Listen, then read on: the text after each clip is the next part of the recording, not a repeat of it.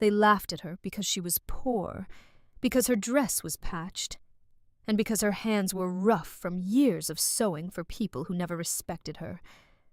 But what the town of Dry Creek did not know was that Clara Whitcomb's hands carried more dignity than all their fine gloves and polished manners. Then one quiet cowboy returned to town, saw what everyone else ignored, and changed not only her life, but the way an entire town understood the value of a woman's work. Welcome to our channel, where we tell heartfelt Western stories of cowboys, frontier love, motherly devotion, compassion, and the kindness that still survives between people. This story reminds us that a person's worth is never measured by wealth, but by courage, kindness, and the work they do with honor. Stay with us until the end, and if this story touches your heart, please like, comment, share, and subscribe for more meaningful Western tales. Late afternoon, sunlight stretched long and gold across the back alley behind Hargrove Dress Goods, turning the dust in the air the color of old honey. Clara Whitcomb sat beside the open rear door with a wedding gown spread carefully across her lap, one hand beneath the lace to keep the fabric steady, while the other guided a needle through silk, so fine it almost slipped apart under pressure. Her fingers trembled, only slightly, enough that she had already removed the same stitch twice. No one inside the shop noticed.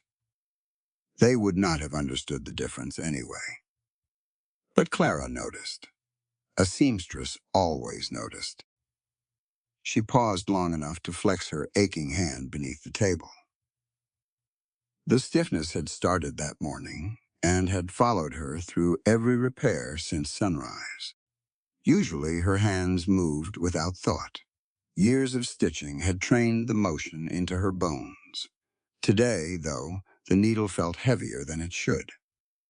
Inside the shop, laughter burst suddenly against the walls. "Lord, Mabel, if my daughter were getting married, I certainly wouldn't trust the dress to someone wearing patched sleeves." Another woman laughed harder. Clara kept sewing. The lace under her fingers was French. Expensive, delicate enough. That rough handling would leave permanent pulls. Mrs. Hargrove had made certain Clara worked outside the main fitting room, where customers would not have to see her while trying on gowns worth more than Clara earned in half a year. That part no longer surprised her. People preferred their beautiful things made by invisible hands. A wagon rattled down the street out front. Boots crossed the wooden sidewalk. Voices drifted through the open windows. Dry Creek moved through another afternoon exactly the way it always did: dust, wind, cattle, gossip. Behind Clara, the screen door creaked open. Mrs. Hargrove stepped out, holding a tray of pearl buttons against her chest. "You re-still. On's that seam?" she asked sharply. The lace shifted. "When I tightened the thread," Clara answered quietly. "I'm reinforcing it before it tears further."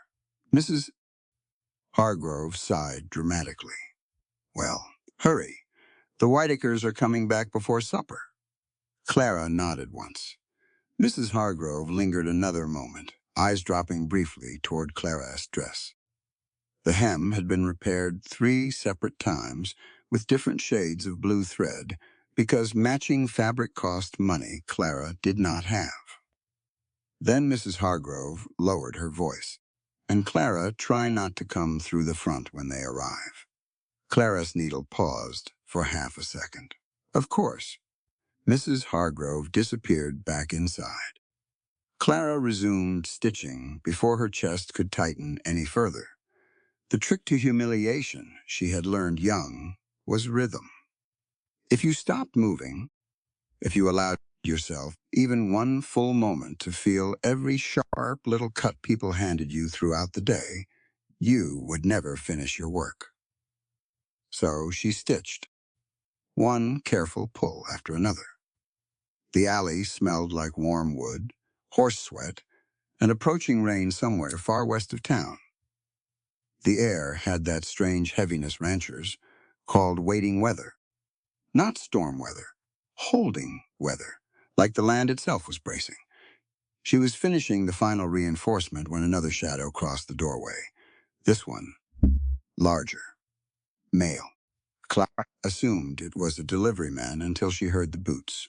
Slow, heavy, not hurried, cowboy boots. She looked up automatically. The man standing near the door was tall enough that the afternoon light framed him broad across the shoulders. Dust coated his dark coat from miles of road travel. His hat sat low, shadowing most of his face, but not enough to hide the tiredness there. He was T from town. Or maybe he'd been gone long enough to feel that way. He glanced first at Clara, then at the gown, then at the pile of discarded thread beside her chair. Not at her dress, not at her worn shoes, not at the patched cuffs she had spent all morning trying to hide. His attention stayed on the work itself. That unsettled her more than staring would have. "Shop closed?" he asked. His voice was rough in the way voices became after years outdoors. Clara swallowed lightly. "No, sir," before she could say more. Laughter exploded again from inside. One of the Whitaker women stepped toward the rear doorway, carrying another gown draped over her arm. She stopped the instant she saw Clara. "Oh." Her expression pinched. "You were still back here." Clara lowered her eyes automatically. "Nearly finished." The woman glanced toward the cowboy standing nearby and gave an embarrassed little laugh. "You know how it is," she said to him. "Can't exactly have the poor seamstress sitting out front with the customers." The other women inside chuckled. Clara kept her face still. Stillness was another survival skill. The woman holding the gown walked forward carelessly and let the heavy fabric slide from her hands. It landed partly in the dirt near Clara's boots. For 1 second, nobody moved. Then the cowboy bent first. Not Clara, him. He lifted the gown carefully before dust could stain the hem. When he straightened, he looked directly at the stitching Clara had finished on the wedding dress in her lap. "That seam clean work," he said simply. "Better than what I saw in Denver last winter." The alley went quiet. Not because he had raised his voice, because he hadn't tea. Mrs. Whitaker blinked awkwardly. "Well, I suppose she does acceptable work." The cowboy's gaze shifted to her then. Not rude, not hostile. Just steady enough that the woman suddenly seemed eager to return inside. "Well," she muttered, adjusting her sleeves, Mabel S. waiting. The screen door slammed behind her. Silence settled again.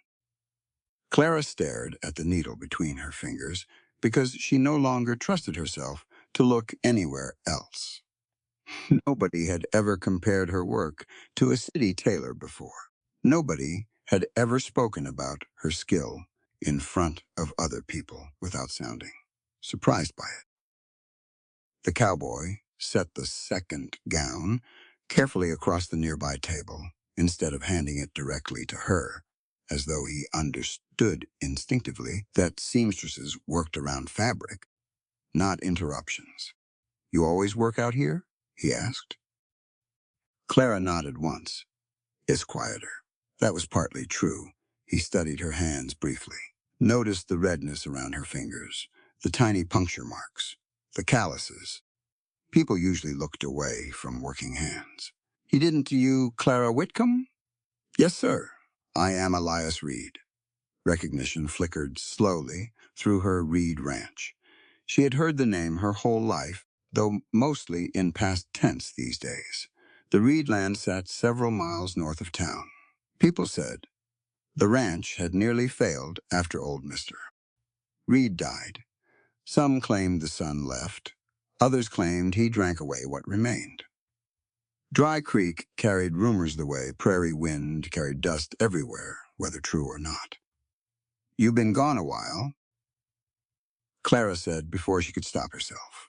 One corner of his mouth shifted faintly. That obvious? She immediately regretted speaking. Sorry, I didn't mean. You apologized to everyone? The question caught her off guard. Clara looked down quickly. No, sir, it was a lie. He seemed to know it. Before either of them could say more, Mrs. Hargrove burst back through the rear door with forced cheerfulness. Mr. Reed, she exclaimed. Good heavens, I didn't realize that was you. Elias nodded politely. I need repairs done. Mrs. Hargrove brightened instantly.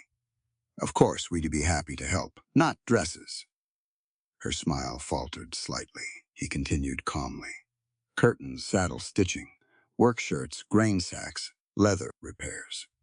Mrs. Hargrove's expression dimmed further with each item. That sounds more like general ranch labor than proper tailoring. Elias glanced toward Clara. She can do it. The certainty in his voice made Clara's stomach tighten strangely. Mrs. Hargrove laughed lightly. Well, Clara does manage practical things reasonably well. Clara waited for the usual negotiation now.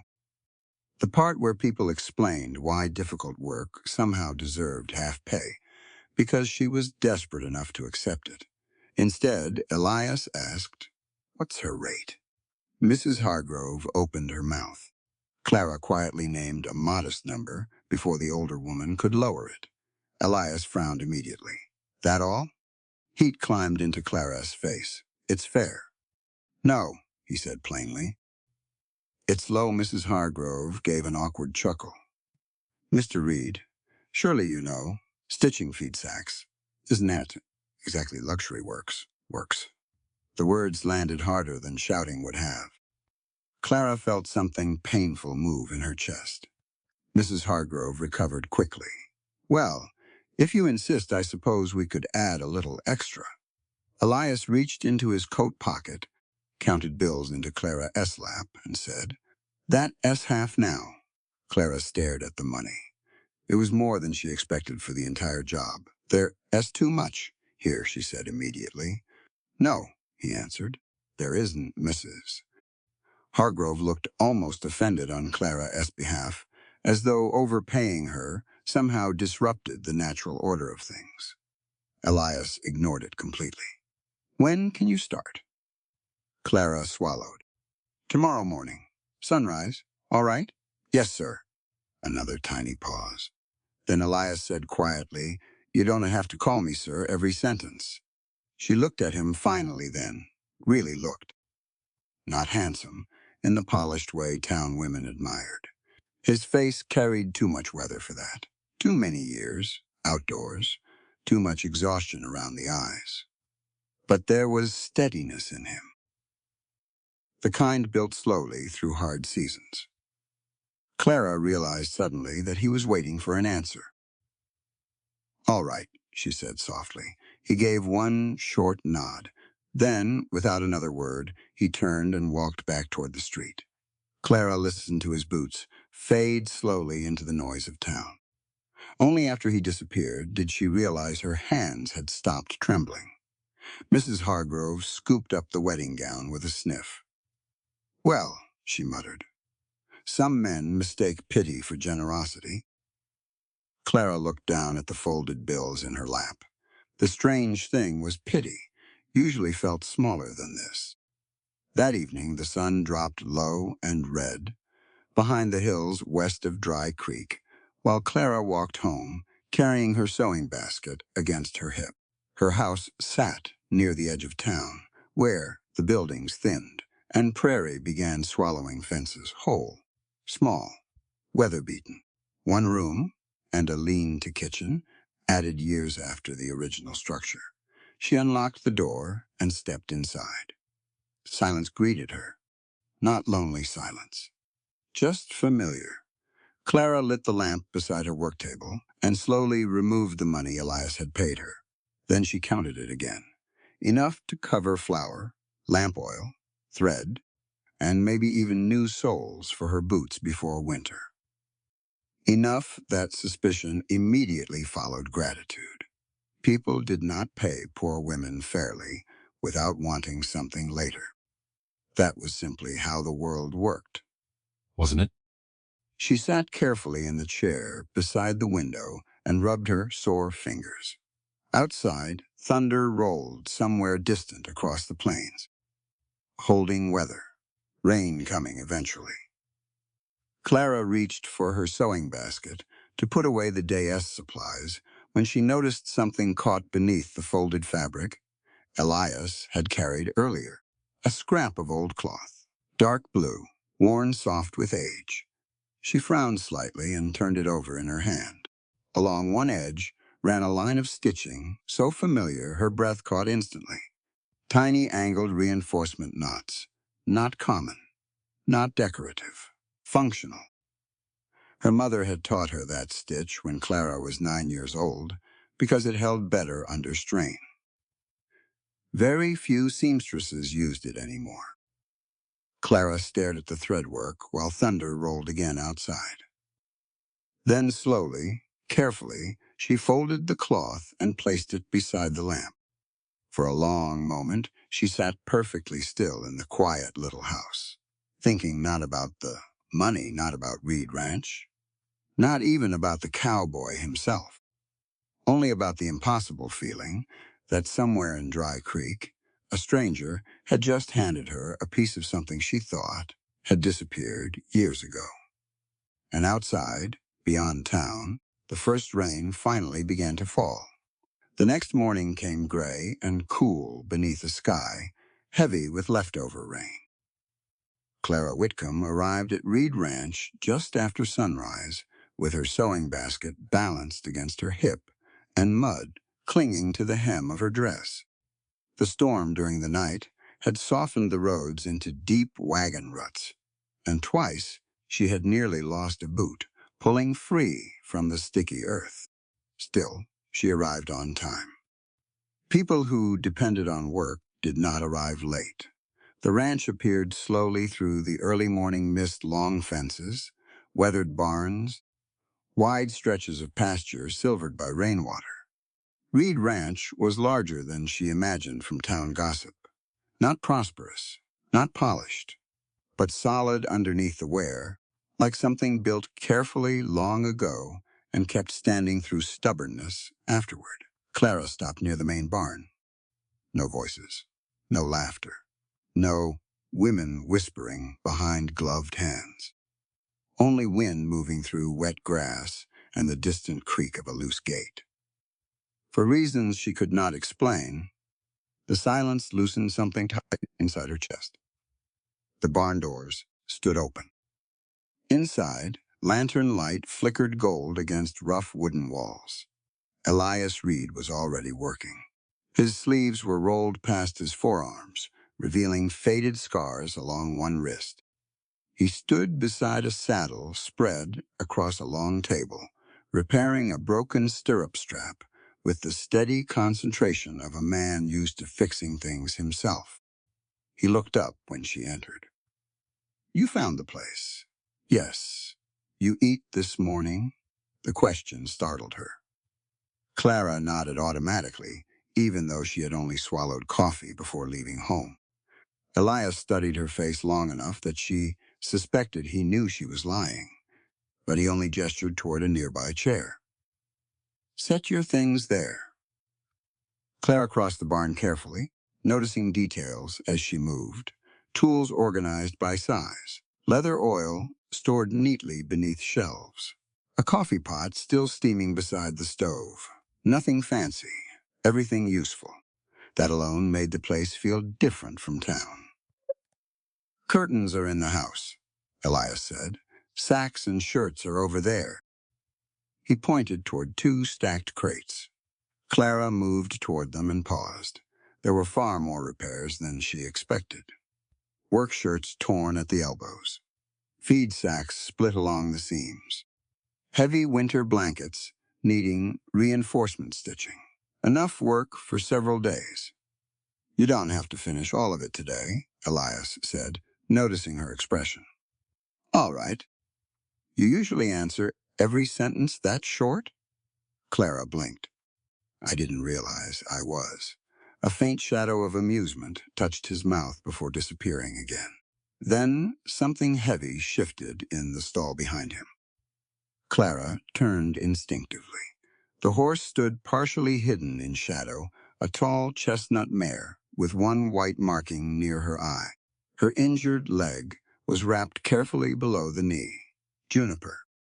Even injured, the horse carried herself nervously, ears twitching at every unfamiliar movement. She bite? Clara asked quietly. Only if she thinks you deserve it. Clara almost smiled before she remembered herself. Elias noticed anyway. She likes calm voices, he said. Hates quick movement. I understand. He looked at her then in a way that made heat rise unexpectedly along the back of her neck. Not romantic, just attentive. Like he was listening harder than most people did. Clara set her basket beside the work table and began sorting supplies automatically. Needles, heavy thread, beeswax, scissors sharpened so often the handles no longer matched. She lost herself in the rhythm quickly. Thread, pull, tie, fold. Outside, rainwater dripped steadily from the barn roof. Inside, the quiet settled around them naturally. No pressure to fill it. That alone felt dangerous.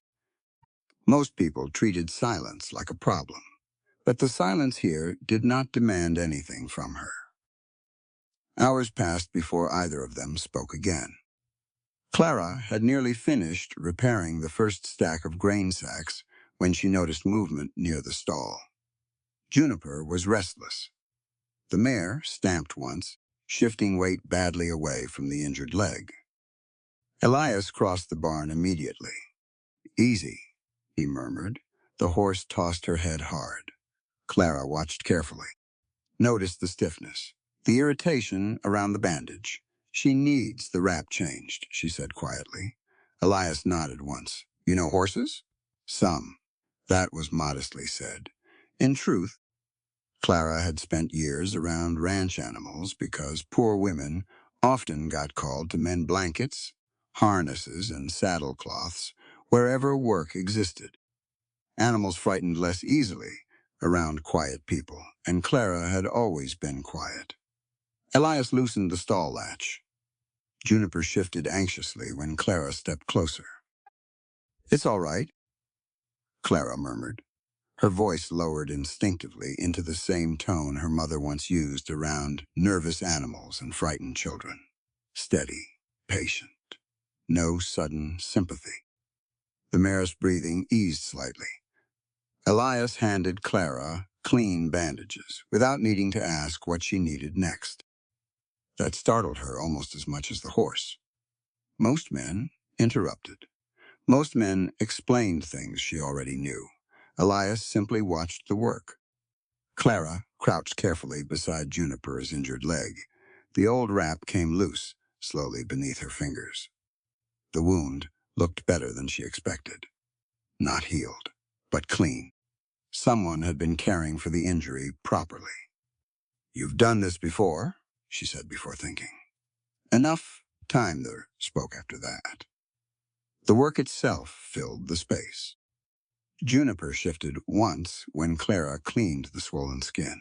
Elias steadied the mare automatically. Then Clara reached for the fresh bandage at the exact moment Elias did. Their hands touched briefly. Only for a second. Still, Clara immediately adjusted backward, as though the contact itself had been improper. Not because it hurt, because it unsettled her concentration. She focused harder on the wrapping afterward, careful not to let her fingers brushes again. But she became painfully aware of him anyway. The warmth of his hand, the roughness of work-collused skin, the way he stayed perfectly still so the horse would remain calm. When the bandage was secured, Juniper released a slow breath through her nose. There, Clara whispered. The mare nudged lightly against her shoulder. Elias noticed that too. She doesn't usually warm up that quick. Clara shrugged faintly. Animals mostly want consistency. People too. The answer came quietly enough that she almost missed it. By noon, the clouds had thickened again. Clara sat outside beneath the barn awning, repairing one of Elias' work coats, while rain drifted softly across the pasture.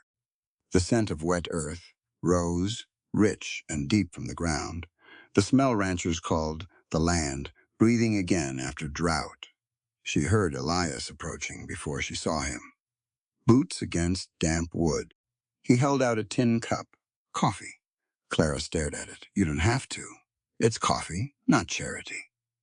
Heat touched her face immediately. He said it without cruelty, without mockery, almost gently. That somehow made it worse. She accepted the cup carefully. Thank you. Elias leaned one shoulder against the post beside her, though not too close. Rain moved in silver sheets beyond the barnyard. For a long time, neither spoke. Then Elias glanced toward the coat in her lap. You always reinforce seams twice? Clara looked down at her stitching. Depends who is wearing it. You think I'm hard on clothes? Yes. That earned the smallest laugh she had heard from him yet. Short, low, real. The sound surprised both of them. Clara looked back down immediately, pretending concentration on the stitching. Rain tapped steadily against the roof. You from Dry Creek originally? Elias asked. Yes. You still got family there? The needle paused slightly. No. He nodded once. No pity. No sorry to hear that. Just acknowledgement. The relief of that almost hurt. People who pitied her always expected something afterward. Gratitude, softness, emotional repayment. Elias simply accepted facts, the way ranchers accepted weather. By late afternoon, the rain eased into mist. Clara finished the final coat repair and stacked the folded shirts neatly beside the table. Elias walked in carrying fresh hay across one shoulder. Juniper watched him immediately. Not cautiously, not politely. The horse watched him the way living things watched people they trusted. And suddenly Clara understood something uncomfortable. This horse had known him long before she arrived, known his footsteps, his voice, his habits. Whatever happened between Elias and the ranch before he left town, Juniper had waited through it. The realization struck harder than expected, because Clara recognized the feeling instantly, being useful to something that still belonged emotionally to someone else. She tied off the final thread quietly. You've had her a while, she said, since she was born. Juniper moved toward Elias as he entered the stall, not dramatically, just naturally, like habit. Clara watched the horse lower her head near his shoulder while he checked the fresh bandage. No performance, no affection for show. Trust built slowly over years. And suddenly, Clara understood something else, too. No matter how carefully she helped heal Juniper, she would never be the person the horse had been waiting for. Oddly enough, that realization did not make her jealous, only sad in a familiar way. She had spent much of her life occupying temporary places in other people, as worlds, useful places, necessary places, rarely permanent ones. Elias looked up then, as if sensing something shift in her silence. You all right? Yes, but her voice came softer than before. He studied her another second before nodding. Road'll get worse if the rain starts again. You should head back before dark. Clara gathered her sewing basket carefully. You still want me tomorrow? The question escaped before she could stop it. Immediately she hated how it sounded. Too uncertain, too hopeful. Elias answered without hesitation. Yes, just that. Simple, certain. Clara nodded quickly and turned toward the barn door before her expression could betray anything. But as she stepped outside, Elias called after her. Miss Whitcomb. She looked back. He held up one of the repaired work shirts. You fixed it, the collar too. You bend forward when you ride. Clara answered automatically. The old seam would split by winter. For a second, he only looked at her. Then slowly, he said, "You notice everything, don't you?" Clara tightened her grip on the basket. Poor women noticed things 'cause survival depended on it. But she didn't say that aloud. Instead, she turned toward the muddy road home, while evening settled gold across the ranch behind her. And, for the first time in years, she realized she had gone an entire day without hearing anyone laugh at her. The following week settled into rhythm before Clara noticed it happening. She arrived at Reed Ranch each morning just after sunrise. She repaired whatever waited for her. Ripped saddle blankets, torn coat linings, cracked leather, straps, canvas grain sacks worn thin by weather and labor. And every afternoon she walked home with sore hands and a strange, unfamiliar quiet inside her chest. Not happiness exactly, something steadier, something she did not entirely trust yet. By Thursday, Clara knew which barn door stuck during damp weather and which floorboard near the tack room creaked beneath heavier boots. She knew Juniper preferred apples, sliced instead of whole, and that Elias drank his coffee black enough to smell burnt, half the time because he forgot the pot on the stove while working. Little things, working things. The kind people learned only by sharing space without performance. That frightened her more than open affection ever could. Attachment arrived quietly. You rarely heard it entering the room. That morning, Clara sat near the open barn doors, mending Elias' winter coat while sunlight spread pale gold across the fields. The coat itself was heavy canvas lined with wool, badly worn across the shoulders and cuffs. He had patched parts of it himself before. Badly. Clara could tell exactly which repairs belonged to him, because the stitching pulled uneven under tension. She carefully removed his work and redid it stronger. Not because, he asked, because she could help herself. The coat deserved better construction than desperation stitching. Halfway through reinforcing the collar, Elias entered carrying fencing tools over one shoulder. "You refixing more than I gave you." Clara didn't look up immediately. The seam underneath was weak. It held barely a pause. "Then you always work extra, without charging." Clara's fingers tightened around the needle. "That depends." "On what?" "Whether the person can afford it." Elias leaned the fencing tools against the wall. "And who decides that?" She finally glanced up. Usually men who asked questions like that were preparing arguments about prices. But Elias looked genuinely curious. Clara lowered her eyes again. "You can tell." "That's so?" "Yes. How?" She tied off one stitch carefully before answering. "Boots. Hands. The way someone talks about replacing things." Elias looked down briefly at his own mud-stained boots. "And what do you decide about me?" Clara hesitated. Then, "You fix things instead of throwing them out." A faint shift touched his mouth again. Not quite a smile, but close. "You charging me less because of that?" "No." "Why not?" She frowned slightly at the coat. "Because the ranch needs the repairs." "The ranch," he repeated quietly. "Not me." Clara heard the unspoken part immediately and wished she hadn't answered that way. But before she could correct herself, Juniper stamped sharply inside the stall. Both turned automatically. The horse had caught her wrapped leg against the wooden gate. Elias crossed the barn first. Clara followed with fresh bandages already in hand before realizing she'd moved. Juniper snorted anxiously when Elias checked the scrape. "It's shallow," Clara said softly. "Still bleeding." "I know." The mare shifted again. This time Clara stepped beside Elias without thinking, one hand moving instinctively against Juniper's neck. "Easy. Steady. Breathe." The horse calmed faster than before. Elias noticed that. So did Clara. And somehow that mattered more than it should have.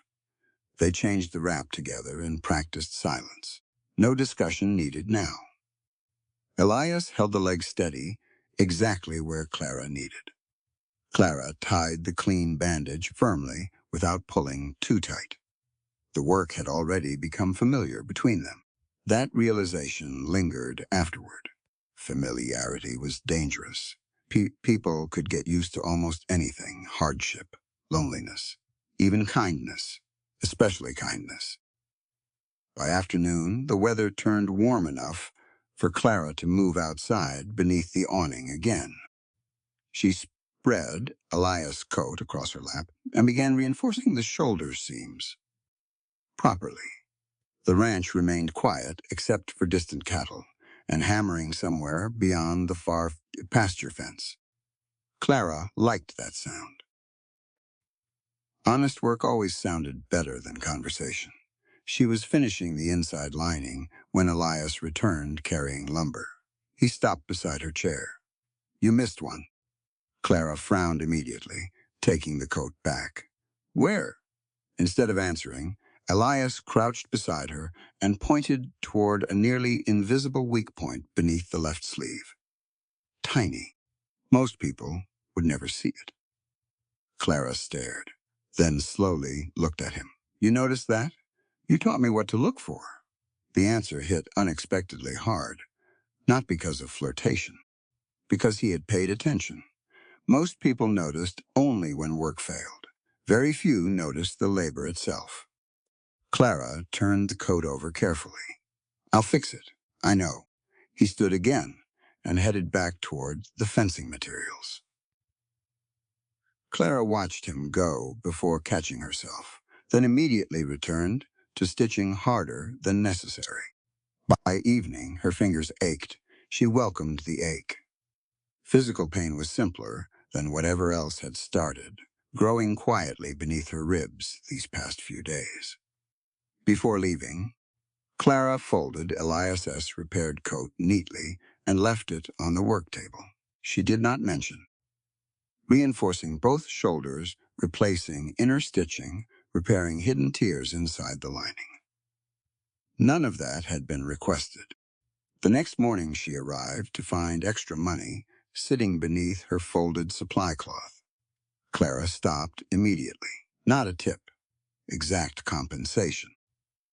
Calculated almost perfectly for the additional hours she spent reinforcing the coat.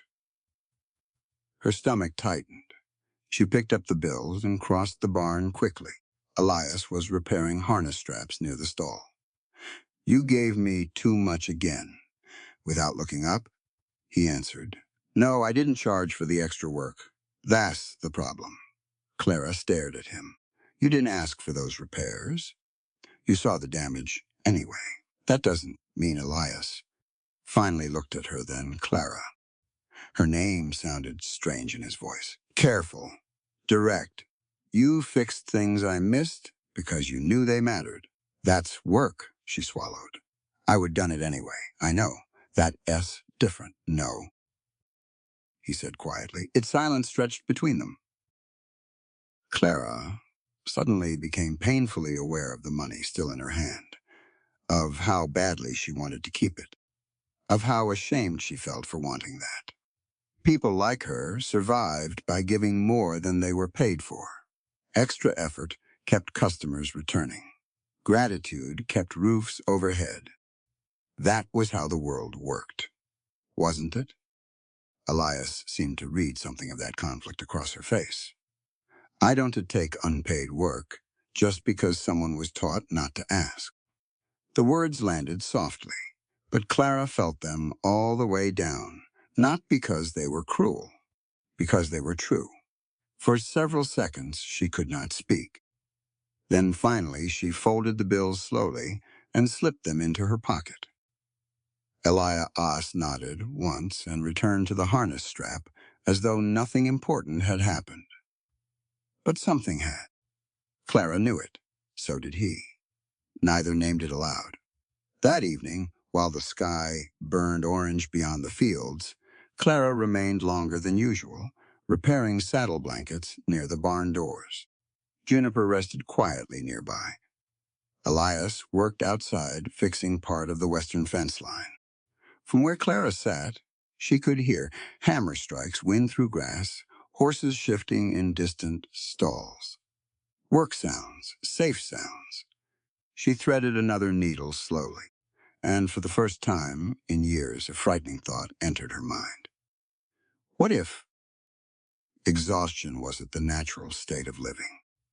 What if a person could work hard without constantly shrinking themselves smaller to deserve being there? The idea felt almost reckless, like hoping for too much.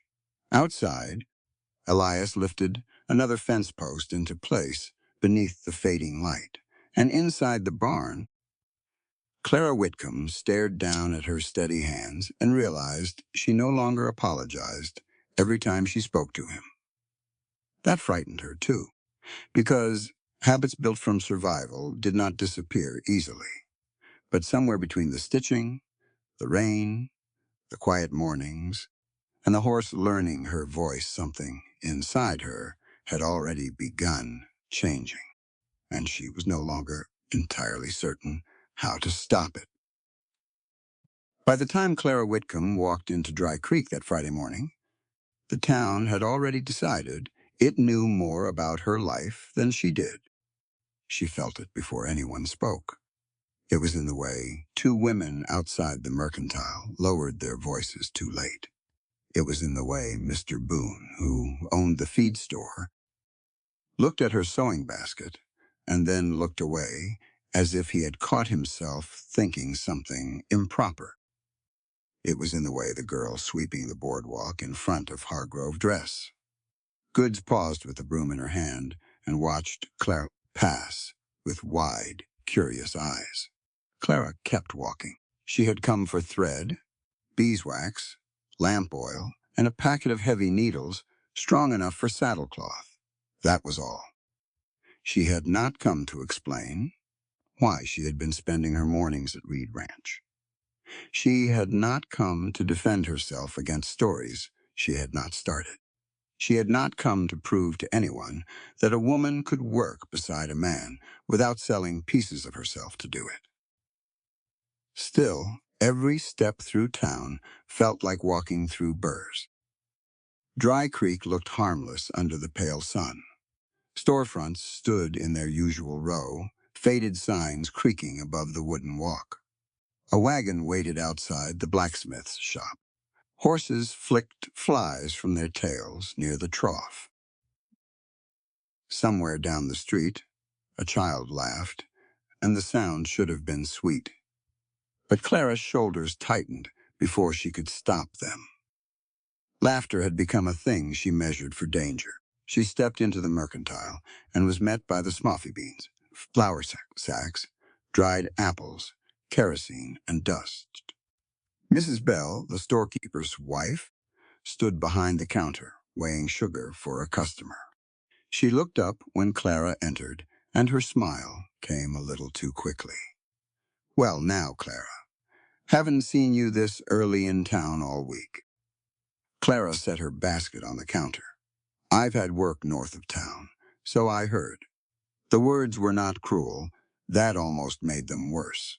Clara reached for a spool of dark brown thread from the shelf. "I need 4 of these, and 2 cards of heavy needles if you have them." Mrs. Bell turned to fetch them. "Doing ranch work now, are you?" "Repair work." "For Mr. Reed?" "Yes." A pause followed. Not long enough to accuse. Long enough to step into it. Mrs. Bell placed the thread on the counter. Folks were surprised to hear. He came back. Clara counted coins from her purse. I imagine they were. He always was a hard one to figure. Clara kept her eyes on the money. "I wouldn't know." Mrs. Bell lowered her voice. "You ought to be careful, dear." Clara's fingers stilled over the coin. Was not hatred? Not exactly. Something softer, wrapped in concern, sharpened underneath by judgment. "Careful of what?" Clara asked. Mrs. Bell looked toward the window before answering. "People talk.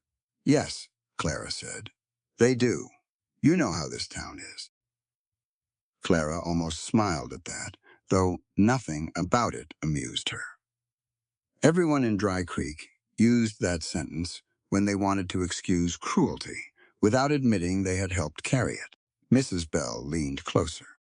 A woman in your position has to think ahead. A woman in your position. Not a seamstress. Not a businesswoman. Not a woman with rent to pay and food to buy, and hands skilled enough to repair what others could not. A woman in your position. Clara slipped the coins across the counter. My position is that I have work to finish before sundown. Color rose faintly in Mrs. Bell's cheeks, but she wrapped the thread in needles without another word. Clara tucked the packet into her basket and turned toward the door. She had almost reached it when a man near the flour barrels spoke loudly enough for half the store to hear. Reed always did have a habit of picking up broken things. A short laugh followed. Clara stopped, only for a breath. Then she opened the door and stepped back into the sunlight before her face could show anything useful to them. Outside, the wind moved dust in little spirals across the road. Clara stood still a moment, one hand curled around the handle of her basket, and forced herself to breathe evenly. Broken things. She had heard worse. Much worse. Yet the words lodged under her ribs because they were close to something she already feared. That Elias saw her as another damaged thing on the ranch. A torn coat. A lame horse. A woman with patched sleeves and nowhere better to be. She hated that the thought had power. She hated more that some part of her had already wondered it in the quiet spaces between work.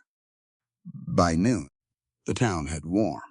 The mud from the earlier rains had begun to dry into ridges along the wagon tracks. Clara crossed toward the general store's side porch, where an older woman named Ruth Calder sat shelling peas into a tin bowl. Ruth had lived in Dry Creek longer than nearly anyone. She was not anyone's mother, not anyone's wife anymore, and not much impressed by what people wanted her to think. Clara had known her since childhood. Ruth looked up without stopping her hands. You walking like folks been throwing words. Clara paused at the porch steps. That obvious? To me. Clara climbed the steps and sat at the far end, leaving space between them out of habit. Ruth noticed. Of course she did. Ruth noticed everything and wasted little breath announcing it. For a while, neither woman spoke. Peas struck the bottom of the tin bowl one after another. Down the street, Mrs. Hargrove came out of her shop with two customers and looked toward Clara.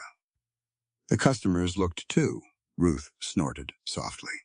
There they go, feeding themselves on somebody else's business because breakfast didn't hold. Clara looked down at her hands. They think I'm trying to trap him, she said quietly. Ruth's fingers kept moving, likely. They think he pities me. Likely that too, Clara swallowed. Do you? Ruth finally stopped shelling. She looked at Clara then, not kindly exactly, but directly. I think poor women get accused of wanting too much every time they reach for enough. Clara's throat tightened before she could stop it. Ruth returned to the peas. Question is, what do you think? Clara had no answer ready. That bothered her. She had answers for thread counts, torn seams, fitting errors, fabric weight, how to make old cloth hold another season. But when asked what she thought about her own life, her mind often went blank, as if no one had ever left room for such a thing. I think, Clara said slowly, that Mr. Reed pays fairly. That all he does to laugh. Ruth dropped another handful of peas into the bowl. A man not laughing at you can feel like salvation if you've been mocked long enough. Clara looked away. The words were too near. Ruth's voice softened, though not much. Mind you, don't mistake respect for rescue. They re not the same thing. I know that, do you? Clara looked back at her. Ruth set the bowl aside. The most dangerous thing for a poor woman isn't hunger. Hunger. It's honest, painful but honest. The dangerous thing is when someone gives you kindness and the world tells you it must be debt. Clara said nothing. Ruth leaned back in her chair, eyes on the street. Spent half your life paying for crumbs with gratitude. Donna start paying for decent treatment the same way. The words settled over Clara slowly. She thought of Elias saying, "It's coffee, not charity." She thought of him leaving extra money for the repairs she had done without asking. She thought of how strange it felt to accept fair pay without apologizing for needing it. Across the street, Mrs. Hargrove disappeared back inside her shop. Clara watched the door close. People act as if respect is something that has to be earned twice by women like me, Clara said. Ruth picked up another pod, more than twice. Clara gave a small breath that was almost a laugh and almost not. Ruth glanced at her basket. You working out at Reed Place again today? Yes. Then you'll be wanting to know what sort of man he was before he left. Clara turned sharply enough to betray herself. Ruth gave her a dry look. Don't pretend you weren't wondering. Curiosity isn't a sin. Only fools say that because they're afraid of questions. Clara folded her hands tightly in her lap. I did ask. No. You just sat there loud. Despite herself, Clara smiled faintly. Ruth looked out toward the north road beyond town. Elias Reed was not always what folks call respectable. Not because he was wild, because he was poor in a way people don't forgive when a family used to have standing. Clara listened carefully. His father borrowed too much. Lost cattle one hard winter. Made bad agreements with better-dressed men. By the time he died, that ranch had debt nailed to every fence post. Clara pictured Reed Ranch as she had first seen it through the mist. Worn. Quiet. Holding together. People blamed Elias? She asked. People enjoy simple stories. Son inherits debt. Son must be careless, too. Easier than admitting half the town watched old Reed sink and kept selling him rope. The sharpness in Ruth S. voice surprised Clara. He left, Clara said. He did. To run? Ruth shook her head. To work. Clara looked toward the road. Ruth continued. Cattle drives. Rail camps. Winter herds up north. Anything that paid. Sent money back regular through the bank. Quietly. Never asked anyone to praise him for it. Something inside Clara shifted. She had heard, like everyone, that Elias Reed had disappeared after his father died. The town had spoken of it as failure, coward, shame. But there was another shape to the story now. A man leaving not because he did not care. Leaving because staying would not pay the debt. Did people know? Clara asked. Some did. And they still laughed. Ruth S. mouth hardened. Knowing the truth, to stop folks from preferring the version that lets them feel taller. Clara looked down at her basket again. The thread inside suddenly seemed heavier. Ruth let the silence stretch, then said, he came back different. Men do, after years proving something to people who stopped watching. Clara's eyes burned, unexpectedly, and she looked away fast. She understood that too well. How long could a person labor to correct a judgment no one intended to revise? Ruth resumed shelling peas. You and him may have more in common than either of you knows what to do with. Clara stood too quickly. I should go. Ruth did not argue. Take the north road before Mrs. Hargrove catches you. Clara descended the steps with her basket. Just as she reached the street, Ruth called after her. And Clara? She turned. Ruth's expression had softened in the afternoon light. Ask a man what he means before you decide what you owe him. Clara held the words a moment, then nodded and walked on. She did not go straight to the ranch. Instead, she stopped at the churchyard, where a stone wall separated the small cemetery from the road. Her mother was buried near the cottonwood tree, under a marker Clara had paid for over 3 years in small installments. Martha Whitcomb, beloved mother, skilled seamstress. Clara had insisted on the last words, though the stonecutter asked twice if she was certain.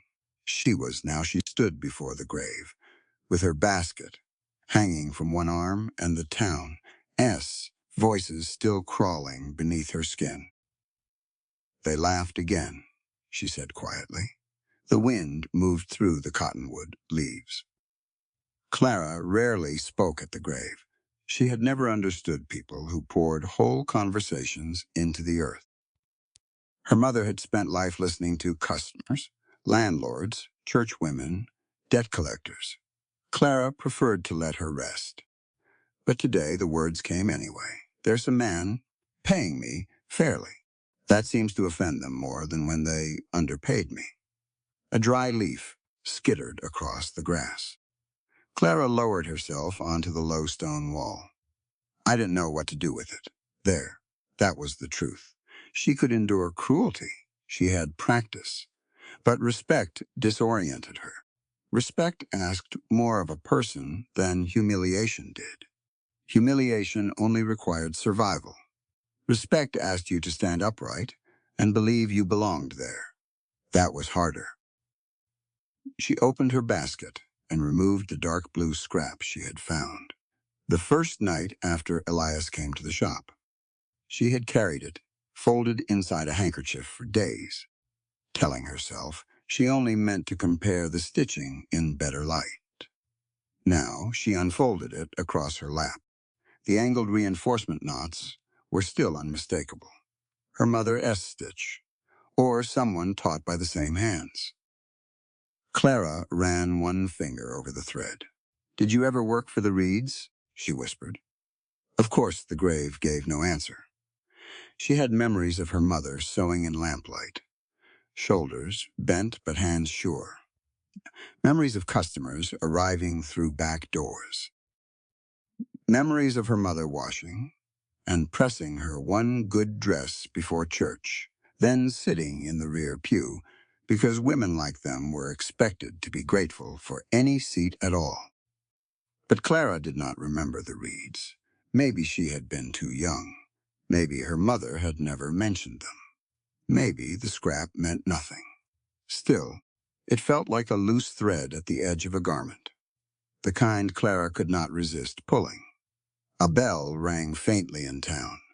Afternoon slipping away, Clara refolded the cloth and rose. By the time she reached the North Road, the sun had angled westward. Wagon tracks cut through damp earth, and grass along the ditches shone silver where water still clung.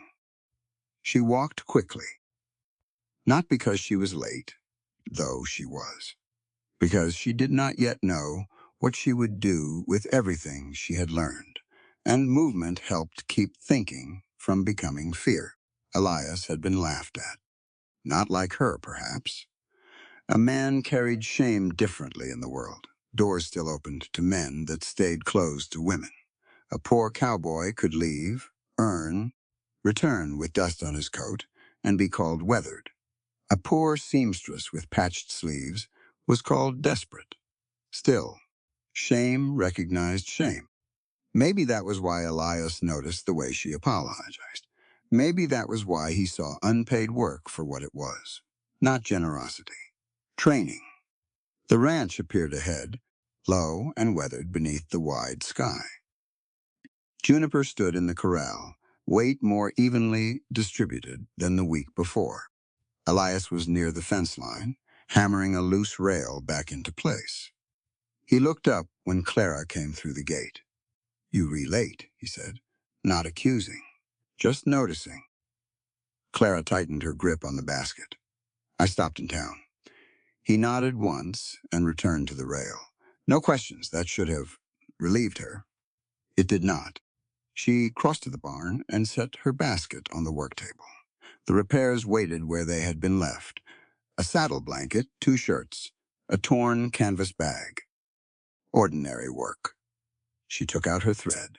Her hands moved automatically, but her mind stayed on Ruth S. porch. Ask a man what he means before you decide what you owe him. Elias entered the barn several minutes later to fetch more nails. Clara heard him behind her. She threaded the needle once, missed the eye, threaded it again, missed. Finally, Elias said, "Something wrong?" Clara closed her eyes briefly. There were a dozen ways to answer safely. No, nothing. Just tired. Instead, she placed the needle down. People in town are talking. Elias said nothing. She turned slightly in her chair, but did not face him fully. That felt easier. They think I am here because I want something from you. Still nothing. They think you were helping me because you pity me. The barn remained quiet, except for Juniper shifting in her stall. When Elias finally spoke, his voice was low. "Do you think that?" Clara looked at the torn canvas beneath her hands. I didn't know what to think. It cost her something to say it, more than she expected. Elias crossed to the work table, but stopped a respectful distance away. "I hired you because your work is good. Yes. I pay you because work deserves. Pay, yes. I don't and pity you." The words came plainly. No softness to make them pretty. No offense that she had questioned him. Clara believed him. That frightened her, too. She looked up then. "What do you see when you look at me?" The question left her before pride could stop it. Elias did not answer quickly. That mattered. Quick answers were often lies. People offered to keep discomfort away. He took time. Then he said, "Someone who was taught to take up less room than she needs." Clara's throat closed. Outside, wind brushed against the barn doors. Elias looked down at his hands. Briefly, "I know something about that." Because of what Ruth had told her, Clara heard the sentence differently than she would have that morning. Not as comparison, as admission. She wanted to ask him about the debt, about the years away, about whether people laughing changed shape when a man crossed state lines and came home older. But she did not. Not yet. Instead, she picked up the needle again. This time, the thread passed cleanly through the eye. Elias watched that small success. Then he gathered his nails and turned back toward the door. Before he left, Clara spoke again. "Mr. Reed." He paused. She had meant to call him Elias. The name reached her tongue but did not leave it. So she said something else. "I won tea work for less because people think I should be grateful." For a moment he stood completely still. Then he nodded. "Good." One word. But it entered the barn like a door opening. Clara bent back over the canvas repair. Her hands were steady now. Outside, Elias returned to the fence. The hammering began again. Measured, solid, certain. By sundown, Clara finished every repair stacked on the table. When she folded the last shirt, she did not add extra work for free.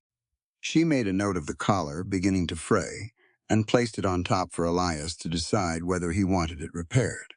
It felt strange, almost rude, also honest. When Elias came in to pay her, she named the full price without lowering her eyes. He counted the money and placed it in her hand. No extra, no argument. "What?" she asked. That, more than the money itself, made her chest ache.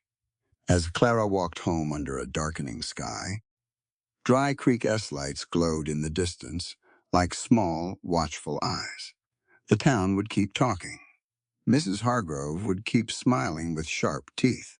Men near flour barrels would keep making jokes if they thought women like Clara could not hear them, but something had shifted. Not in the town. Not yet. In Clara, she was beginning to understand that respect did not always arrive loudly. Sometimes it came as fair pay placed in the palm. Sometimes as coffee set beside a work table. Sometimes as a man who could have laughed, but chose instead to look closely. And somewhere behind that understanding was another truth, quieter and more dangerous. Elias Reed had not changed everything because he admired her. He had changed everything because he made it harder for her to keep believing the town was right. The next morning, when Clara stepped onto the road north before sunrise, she carried her basket in one hand and the dark blue scrap folded safely in her pocket. The air smelled of wet grass and wood smoke. The road was still muddy. The work would be hard. But for the first time in her life, Clara Whitcomb walked toward a place where she did not plan to arrive smaller than she was. The rain began just before dusk. Not suddenly, not violently. It arrived the way most important things arrived on the plains, slow enough that people ignored the first signs, then steady enough that eventually the whole world changed around it. Clara Whitcomb noticed the storm first through smell. Wet wind moved across Reed Ranch while she sat beneath the barn awning, repairing a saddle blanket spread across her lap. The air carried that dark mineral scent of rain, striking distant dirt miles before the storm itself reached them. Inside the barn, Juniper shifted uneasily in her stall. Horses always knew weather before people admitted it. Clara pushed another needle through thick canvas while the sky beyond the fields turned the color of bruised steel. Elias Reed was near the western fence line, replacing a warped rail before the ground softened too badly to work. Thunder rolled somewhere far off. Clara glanced toward the horizon. "You are not going to finish that fence before it hits," she called. Elias looked up briefly beneath the brim of his hat. Probably not, yet he kept working. Clara almost smiled. Men like Elias did not stop simply because something difficult was approaching. They stopped only when the work itself refused to continue.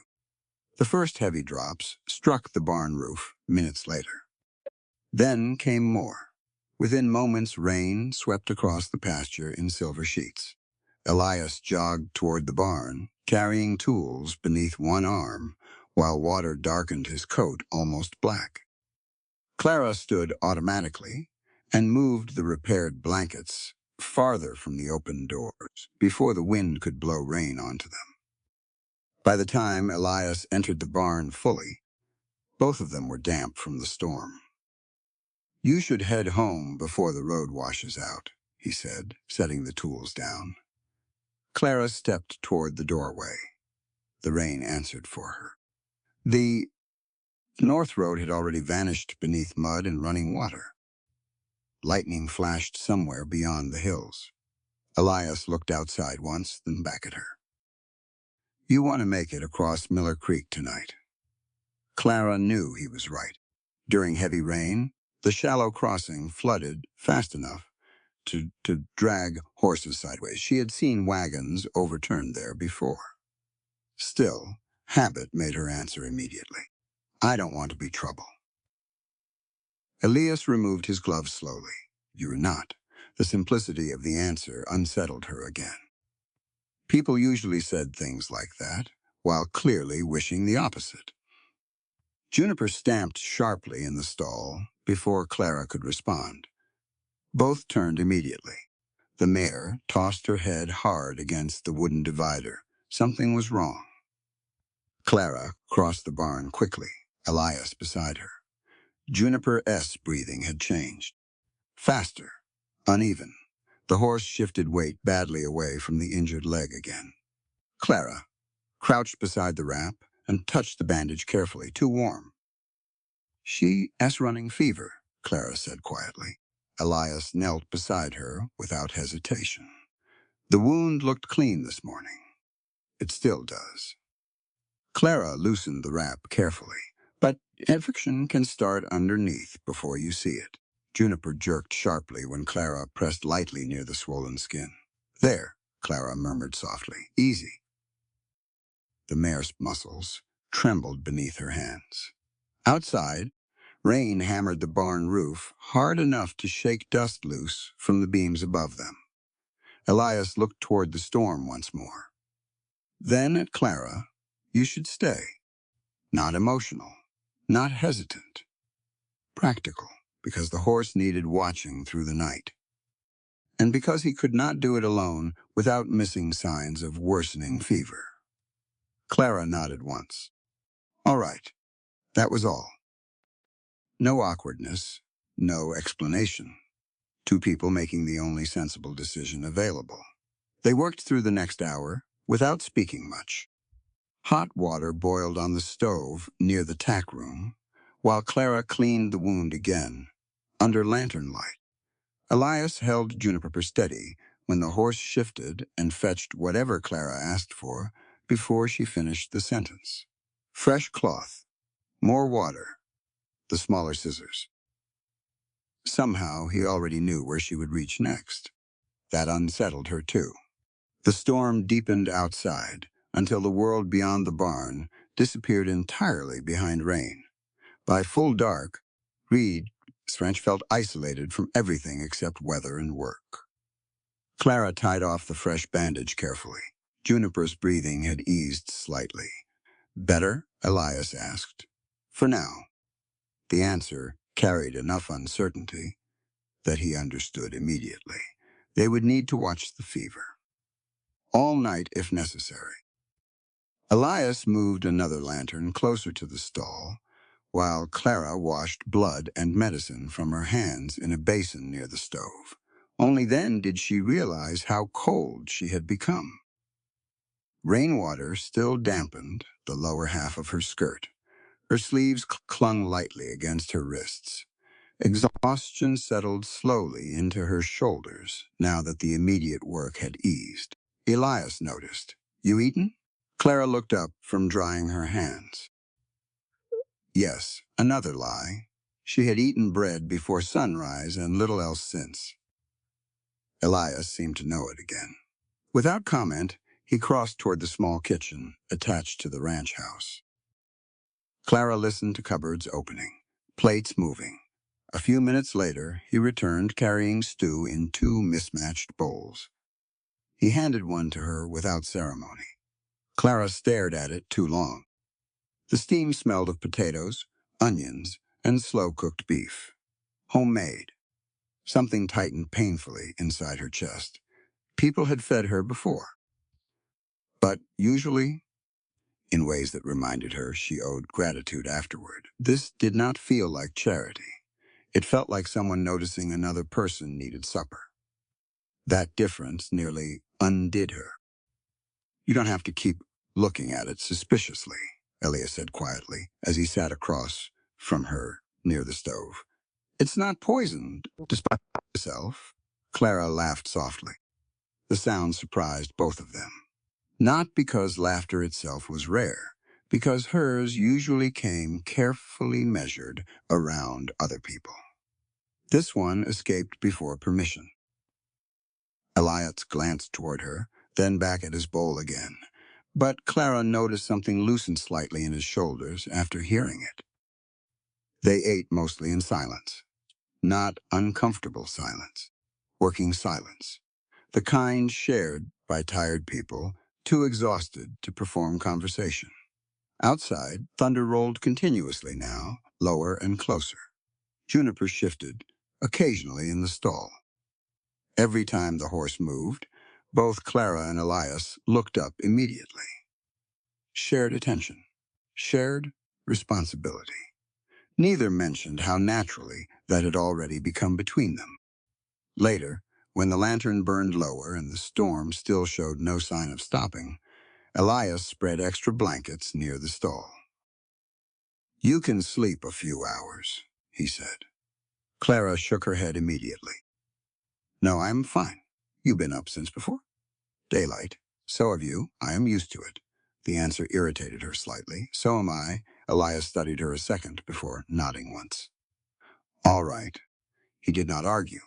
That mattered more than she expected. Most men either dismissed women's exhaustion or exaggerated it. Very few simply accepted a woman's own judgment about her limits. Hours passed slowly after midnight. The storm softened somewhat, but never fully stopped. Rain tapped steadily against the roof, while lantern shadows shifted across wooden walls. Juniper-S fever rose once around midnight, then gradually eased after fresh water and another cleaning. By 1 in the morning, the danger no longer felt immediate. Still, neither Clara nor Elias suggested sleep. They sat near the open stall while Juniper rested quietly on fresh straw. The ranch had grown very still. No wind now, only rain. And breathing. Clara wrapped both hands around a cooling cup of coffee, while exhaustion pulled heavily behind her eyes. Across from her, Elias leaned back against a wooden post, with his sleeves rolled halfway to the elbows again. The lantern light sharpened the tired lines near his mouth. For a while, neither spoke. Then Elias said quietly, "Town bothering you?" The question arrived so suddenly, Clara almost pretended not to understand it. Instead, she stared into the dark coffee. A little. What are they saying now? She hesitated. Not because she feared the words, because repeating humiliation often made it feel more real. Finally, she answered, "Mostly that you feel sorry for me." Elias looked toward the horse stall. People usually explain kindness that way when they don't understand it. Clara glanced at him. "You think this is kindness? I think paying someone fair and feeding them supper shouldn't be unusual enough to turn into gossip." The plain honesty of the answer settled heavily between them. Outside, rainwater dripped steadily from the roof edge. Clara traced one finger around the rim of her cup. "You ever get tired of people deciding who you are before they know you?" Elias gave a short breath through his nose. Long time ago, something in his tone made her look up. Not bitterness, wariness. The kind worn, smooth by repetition. Clara waited quietly. After a while, he spoke again. "My father used to believe staying in one place long enough meant people eventually understood you better. And did they? No." The lantern crackled softly beside them. Elias rested his forearms loosely across his knees. "When my father died, half this town already had me buried beside him in their minds. Failed ranch, failed son. Easier story that way." Clara listened carefully. He had never spoken this much about himself before. Not because he guarded secrets dramatically, because men like Elias only talked when silence became heavier than speaking. "I left because the ranch debt wouldn't disappear if I sat around. Feeling ashamed," he continued quietly. "Worked cattle drives mostly. Rail camps some winters. Anything that paid enough." Clara imagined him younger, alone, moving from job to job across unfamiliar towns carrying a family debt nobody else intended to help bear. Did it work? Mostly. The answer almost made her smile. Not yes, not no. Mostly. That sounded real. Elias looked toward the storm-dark doorway. "Funny thing is," he paused briefly, "after enough years, you stop knowing whether you're reworking toward something or just trying not to fail publicly." The words settled deep inside Clara because she understood them instantly. She had spent years sewing until her fingers cramped, taking every repair she could find, lowering prices before customers even asked, not chasing success. Simply trying not to sink visibly enough for others to enjoy watching. Clara stared into her coffee. "My mother used to say poor people learn to apologize before they speak." Elias looked at her then. "She right?" Yes. The answer came too quickly to deny. A long silence followed. Not empty. Thinking silence. Outside, the rain softened further into steady dripping. Inside the barn, Juniper slept at last. Eventually, Elias spoke again. "You apologize less here." Clara's breath caught slightly. She had not realized.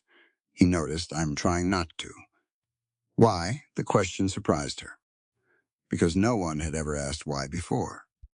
People usually preferred the behavior itself. Quiet women, grateful women, easy women, not the reason underneath. Clara looked down at her roughened hands. When someone spends enough years making you feel expensive, she said slowly, you start trying to become smaller to compensate. The words escaped before she could pull them back. Heat climbed instantly into her face. But Elias did not interrupt, did not dismiss it, did not rush to reassure her with empty kindness. He simply listened, and somehow that felt more intimate than comfort would have. The lantern flame shifted as wind brushed faintly through the barn cracks. Elias lowered his gaze briefly. I leave places when people start depending on me too much. Clara looked up. The sentence came quietly, almost reluctantly. As soon as staying starts mattering, he continued, I get convinced I'll ruin it somehow. She studied him carefully, not because she wanted details, because she recognized the shape of the fear. He feared staying. She feared needing. Opposite wounds. Same loneliness. Neither said that aloud. The barn remained quiet, except for the storm fading gradually into distance. Sometime near dawn, exhaustion finally overtook Clara. She sat near the stall with one shoulder against the wooden wall and intended only to close her eyes for a minute. That was all, just long enough to rest them. The next thing she knew, pale, gray morning light filtered through the barn doors. The storm had ended. For one confused second, Clara didn't understand why warmth rested over her shoulders.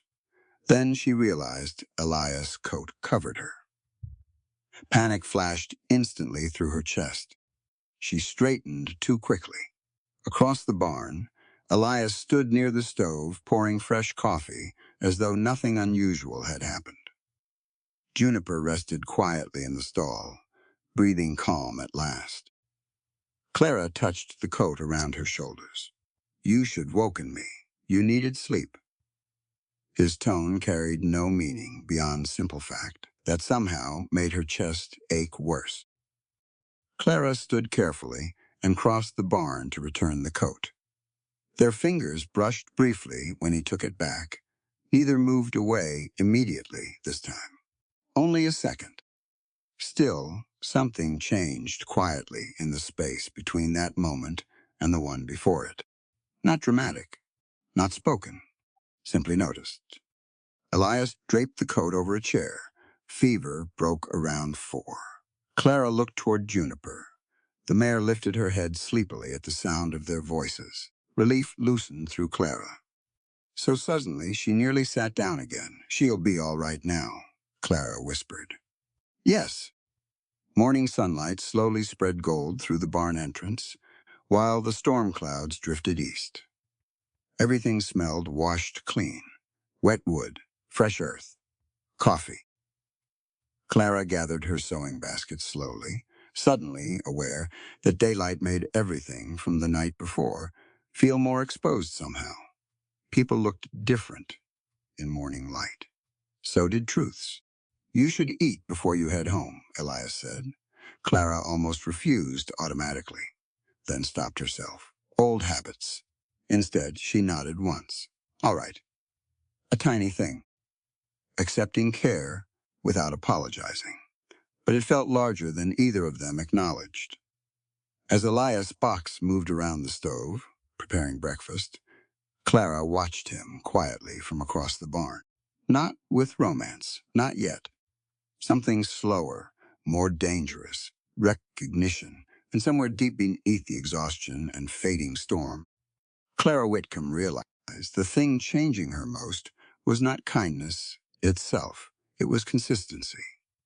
Elias Reed treated her with respect, whether anyone watched or not. And after a lifetime of being made to feel small in daylight and invisible after dark, that kind of steadiness felt almost impossible not to trust. 3 days after the storm, The sky over Dry Creek cleared into the hard pale blue that always followed heavy rain on the plains. The ground still held moisture beneath the surface, but this topsoil had already begun cracking again beneath wagon wheels and horse hooves. By sunrise, Reed Ranch smelled of wet cedar, leather oil, and fresh-cut wood. Clara Whitcomb arrived carrying 2 folded feed sacks beneath one arm and a bundle of repaired saddle blankets beneath the other. Juniper met her at the corral fence before she even reached the barn, ears forward now, weight balanced evenly on all 4 legs. "You re-showing off," Clara murmured softly, rubbing the mare's nose. Juniper nudged her shoulder in response. The horse no longer needed constant care. The fever from the storm night had passed fully, leaving only stiffness that improved a little more each day. Clara should have felt relieved. Instead, she found herself moving slower whenever she approached the ranch in the mornings, as though some hidden part of her understood the truth before the rest of her did. Soon, there would be no practical reason left for her to come here. That thought followed her all morning while she worked. Inside the barn, Elias repaired harness buckles near the open doors, while Clara restitched torn canvas across the large work table. The rhythm between them had become so natural, neither noticed it anymore. She reached for tools before he asked. He moved lanterns closer before she realized the light had shifted. They spoke less now, not because distance existed between them, but because understanding required fewer words. The quiet no longer felt empty. That frightened Clara more each day. Around noon, the sound of approaching horses broke the calm. Not ranch horses, town horses. Clean tack, measured pace. Money in the rhythm. Elias looked up first. Clara followed his gaze toward the front yard, where a dark wagon rolled through the gate and stopped near the house. A man stepped down slowly. Mid-30s, perhaps. Well-dressed without trying. Too hard. Dust clung lightly to his polished boots in the way it clung to people who traveled, only because they had to, not because life required it, daily. He removed his gloves carefully before approaching the barn. Elias stood. The change in him was subtle but immediate, not fear. Tension, the kind that came from old unfinished things. The stranger stopped just inside the barn entrance and looked around slowly before his eyes landed on Elias. "Well," he said quietly, "place still standing." Elias wiped his hands on a rag. Barely. The man's gaze shifted toward Clara, then toward Juniper in the corral outside, and someone else finally taking care of it. Clara lowered her eyes automatically, unsure whether the comment included her or the ranch itself. Elias spoke before the silence stretched further. "Clara Whitcomb, this is Caleb Reed." The last name settled heavily. "Family." Clara nodded politely. Sir Caleb gave her a brief smile. "You read the seamstress everyone in town is suddenly discussing." Heat climbed instantly into Clara's face. Before she could answer, Elias said flatly, "Dry Creek runs on gossip when rain keeps folks indoors too long." Caleb's smile faded slightly. "Still defensive, I see. Still." The word told Clara enough to understand this was not a first disagreement. She quietly returned to her stitching, though every sense remained fixed on the conversation unfolding nearby. Caleb walked deeper into the barn, studying the repaired stalls, the stacked lumber, the fresh fencing wire. "You've done more work here than I expected, needed doing." "And you found money for it?" Elias didn't answer immediately. Caleb looked around again, then finally, he sighed. "I didn't come here to fight." "No?" Elias replied calmly. "Then why'd you come?" Caleb removed folded papers from inside his coat. Even before Elias looked at them, Clara felt the atmosphere shift. Paper, legal paper. the kind capable of changing lives quietly and completely. Caleb placed the documents on the work table near Clara's sewing basket. The bank's pushing harder now, he said. Some of the old debts still tied jointly through family holdings. Elias's jaw tightened slightly. I've been paying it. Not fast enough. Clara kept her hands moving over the canvas, even while her stomach tightened. Caleb continued more gently. I'm not blaming you, but the land north of Miller Creek could settle most of it if sold. Silence filled the barn. Outside, wind moved softly through dry grass. Finally, Elias asked, and what happens after that? Caleb looked directly at him. You keep what remains. What remains? Elias repeated. The words sounded almost thoughtful, not angry. Somehow that felt worse. Clara understood suddenly what kind of conflict this truly was. Not greed, not cruelty. Practical survival, the hardest kind to argue against. Caleb turned toward Clara politely. Sorry to discuss business in front of you. It's all right. But her voice felt distant to her own ears. Because while the two men spoke about acreage and debt and legal rights, Clara found herself staring at the rough barn walls, thinking only one thing. If the land sold, this place would change completely. The thought struck harder than it should have. She had no claim here, no ownership, no title, no promise, only work. Yet the idea of Reed Ranch becoming unrecognizable filled her chest with a sharp, quiet grief she could not explain. Caleb looked toward the repaired curtains hanging near the ranch house doorway. You hired help? Workers, Elias corrected. Caleb glanced briefly toward Clara again. Something thoughtful moved across his face then. Not judgment exactly. Recognition. You got the place looking lived in again, he said quietly. Neither Clara nor Elias answered, because both of them knew the truth hidden inside the sentence. Before Clara began coming here, Reed Ranch had been surviving. Now it was beginning to feel inhabited again. That difference mattered more than either wanted to admit aloud. Caleb stayed through supper.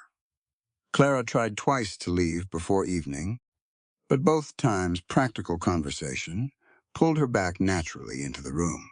She explained repair costs for winter blankets, mentioned which tools could still be salvaged instead of replaced, pointed out where old grain sacks could be re-sewn stronger instead of discarded.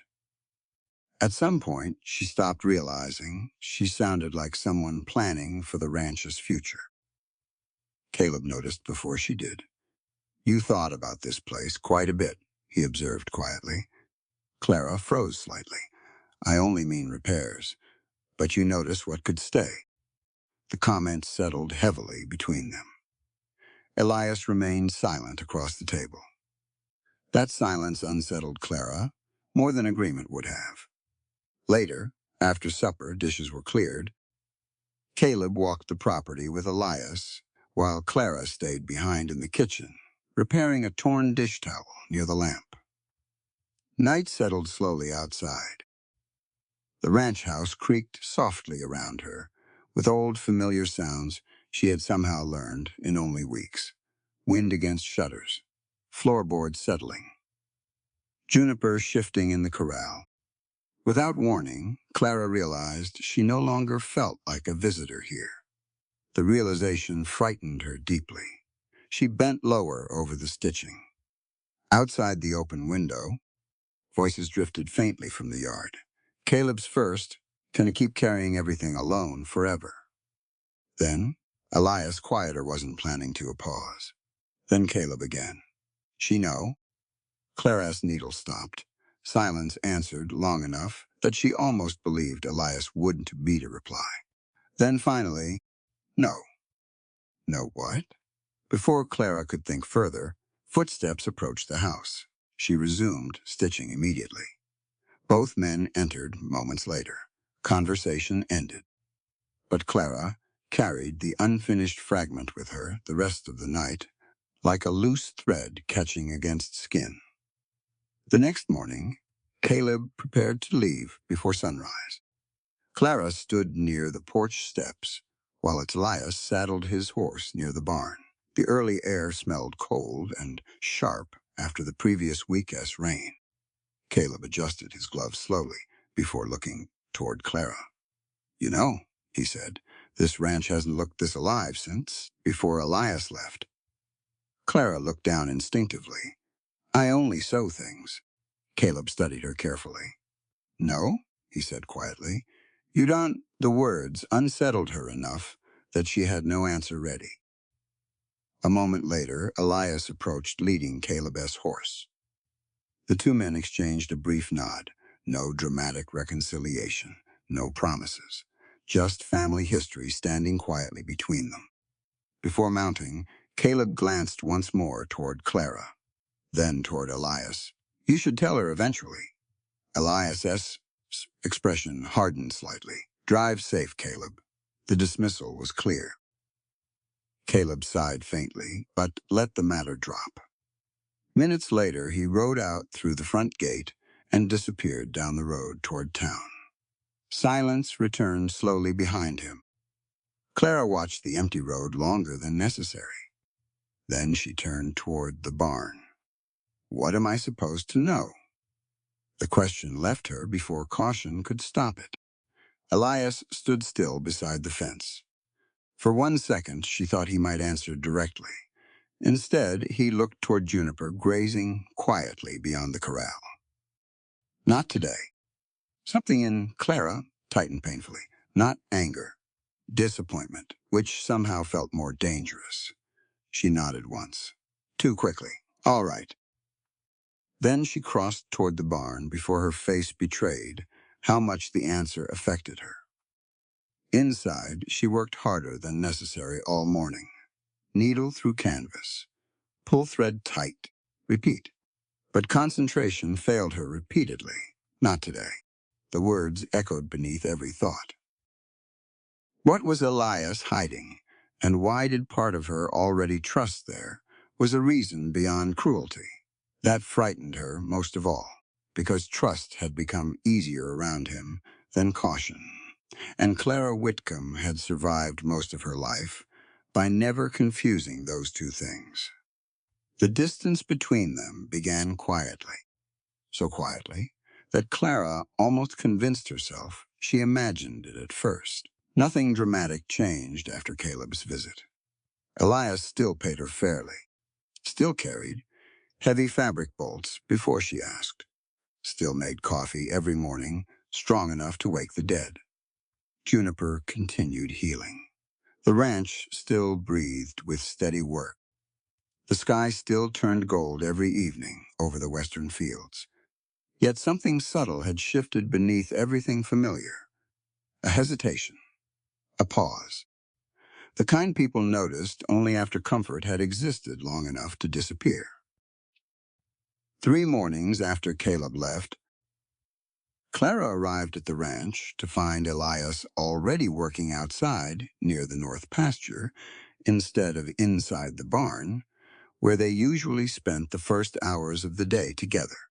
She stood near the work table, longer than necessary, waiting for him to return. He didn't.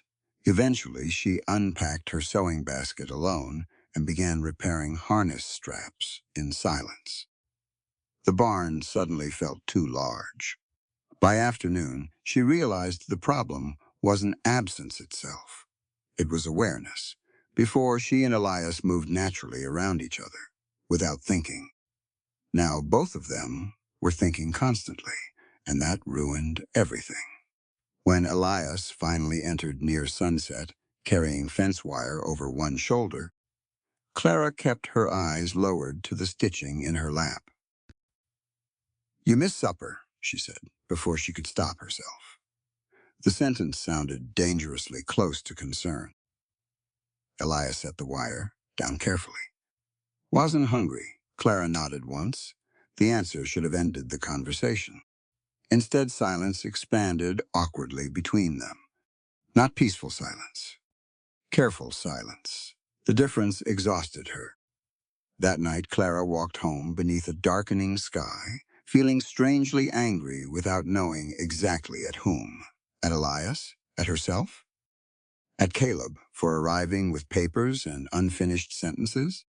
Mostly, she felt angry at how quickly Reed Ranch had become important enough to hurt. The next morning, things worsened. Clara arrived to find a stack of folded fabric waiting beside her work table, along with exact payment already counted underneath a coffee cup. No note, no conversation. Professional, polite. The sight made something inside her chest sink sharply. For weeks, their work together had unfolded naturally through shared space and conversation.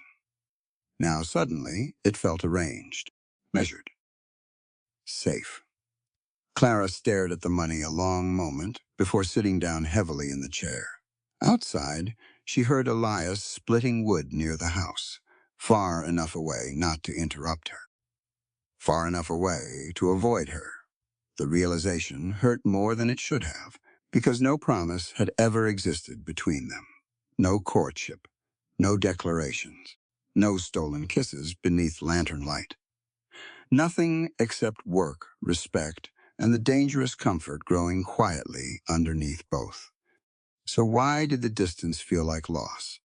Clara threaded her needle too hard and snapped the thread immediately. The sharp sound echoed through the empty barn.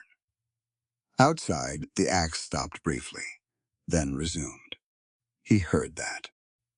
The thought angered her irrationally, because he still noticed. He was simply choosing not to come inside. By afternoon, Clara could no longer ignore the truth pressing against her thoughts. She missed him.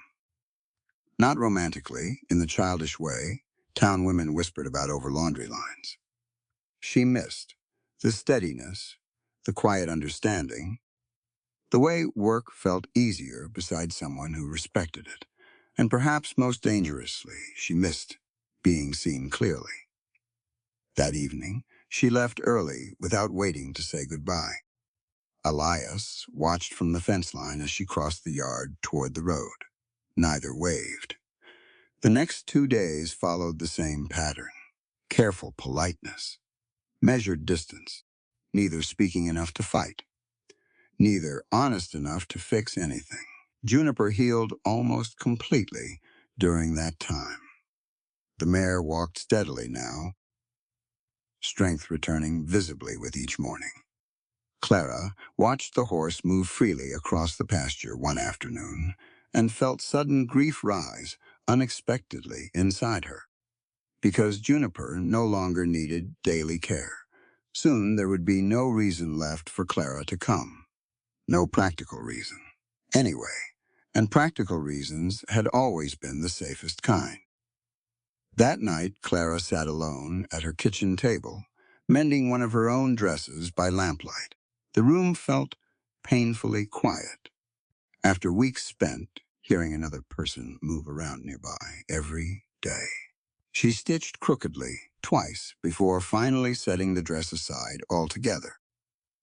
Her mind kept returning to the same terrible question. Had she mistaken respect for belonging? Outside, wind rattled lightly against the windows. Clara rested both hands flat against the table. Poor women survived by understanding temporary things. Temporary work, temporary kindness, temporary shelter. Only foolish women built dreams inside borrowed spaces. Then why did Reed Ranch no longer feel borrowed? The thought frightened her enough that she stood abruptly and crossed toward the wash basin, simply to move. She splashed cold water against her wrists. Still, the ache remained. Not because Elias had betrayed her, because he hadn't tea. That was the problem. Nothing terrible had happened. No cruel words. No broken promises. No dramatic misunderstanding. Only two lonely people growing careful at the exact same time. And somehow that hurt worse. The following morning, Clara nearly turned back halfway to the ranch. The road north stretched pale beneath early sunlight, while dust rose softly around her boots. She could leave now, find work elsewhere, return to ordinary life, protect herself before attachment deepened further. The thought should have relieved her. Instead, it made her chest feel hollow. By the time she reached the ranch gate, exhaustion had already settled behind her ribs. Elias stood near the barn, repairing a loose hinge. He looked up when she approached. For one suspended second, neither moved. Then Clara realized something terrible. He looked just as tired as she felt. Not physically. Inside, the recognition struck hard enough to knock anger briefly aside. Elias nodded once. "Morning." Her voice sounded small again. She hated that instantly. Inside the barn, Clara unpacked her sewing basket slowly, while Elias continued working outside. Half an hour passed. Then another. Finally, Clara set her needle down sharply. Enough. She crossed the barn doorway before courage failed. Did I do something wrong? The question startled him visibly. Elias straightened slowly from the hinge repair. What? You've barely spoken to me in days. His expression shifted immediately into guarded confusion. I realized, yes, you did. The interruption shocked both of them. Clara almost never interrupted anyone. But exhaustion had burned through too much restraint already. Wind moved softly through the yard between them. Elias lowered the hammer carefully onto the fence post. I thought giving you space was the right thing. Why? The word came sharper than intended. He hesitated, and in that hesitation, Clara understood everything before he spoke. Town gossip, whispers, her reputation. He had pulled away to protect her. Pain spread slowly through her chest, not because the intention was cruel, because it was kind, and because kindness had once again become distance. You don't have to protect me from people talking, Clara said quietly. Elias looked toward the ground briefly. You should have to carry consequences because of me. There it was, the old fear, the same one from the storm night. Leaving before staying damaged something.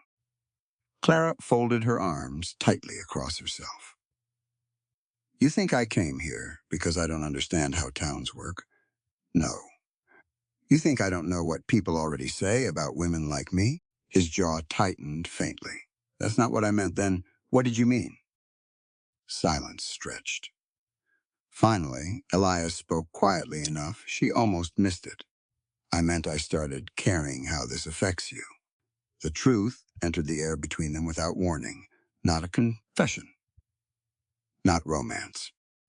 Something more frightening because it sounded entirely real. Clara felt her breath catch painfully. Elias looked away first, and I don't trust myself much once that starts happening. The honesty in the sentence stripped all anger from her instantly because she recognized the fear beneath it. Not rejection. Self-protection. He was retreating before attachment. Became something capable of hurting them both. And suddenly, Clara saw her own reflection inside the behavior. Hadn't she spent days preparing herself to leave first? Hadn't she nearly turned back on the road this morning? Two people protecting themselves from the exact same thing. The realization should have comforted her. Instead, it made exhaustion settle deeper.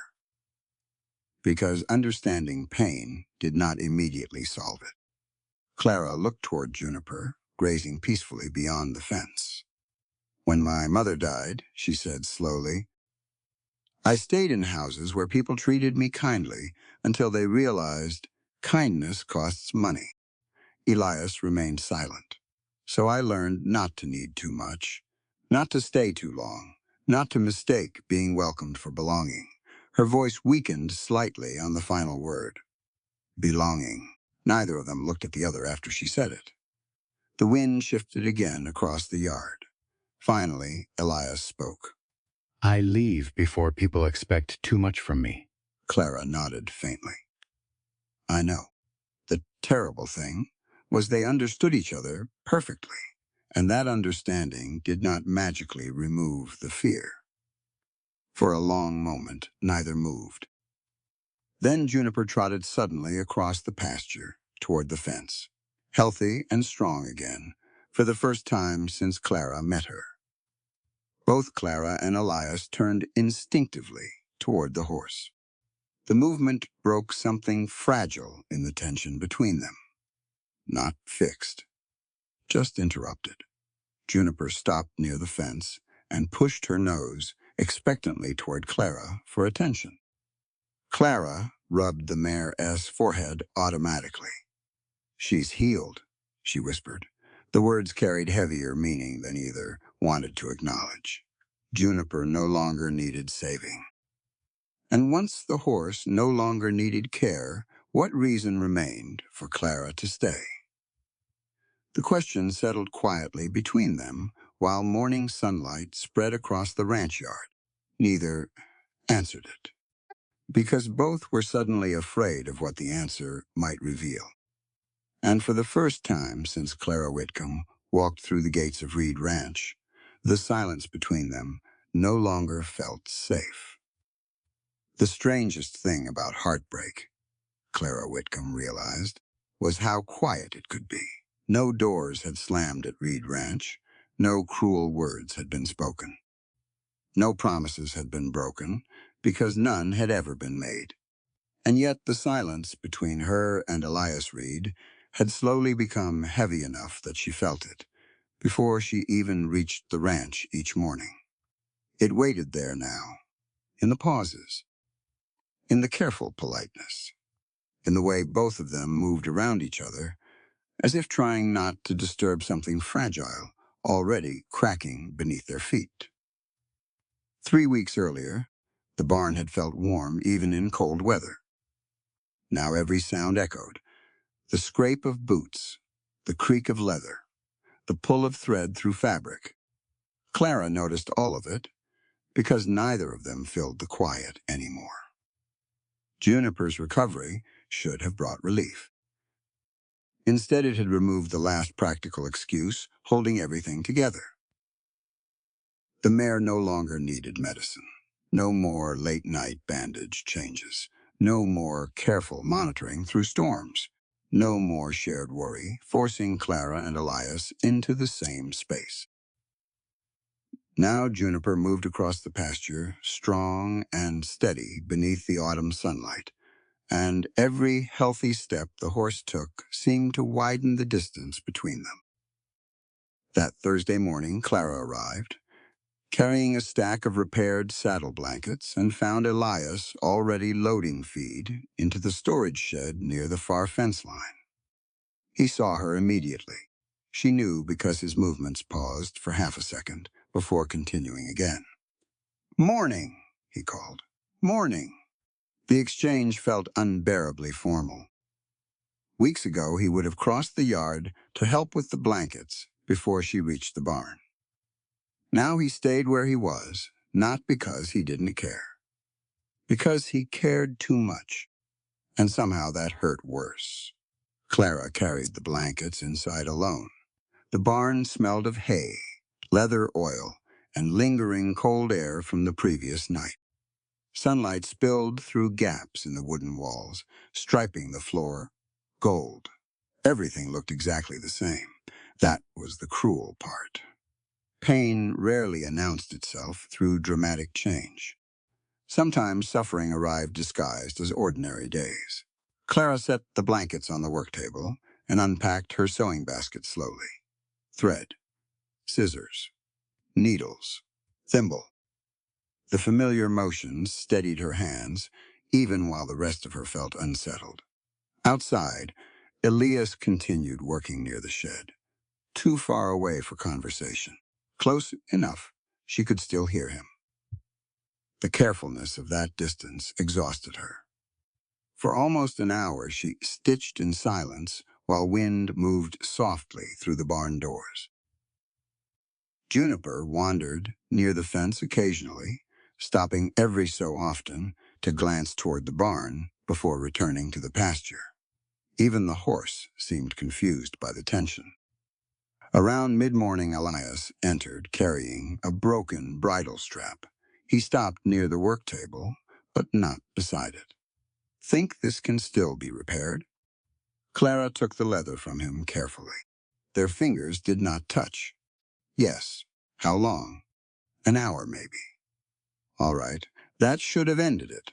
Instead, both remained standing there awkwardly for one terrible moment too long.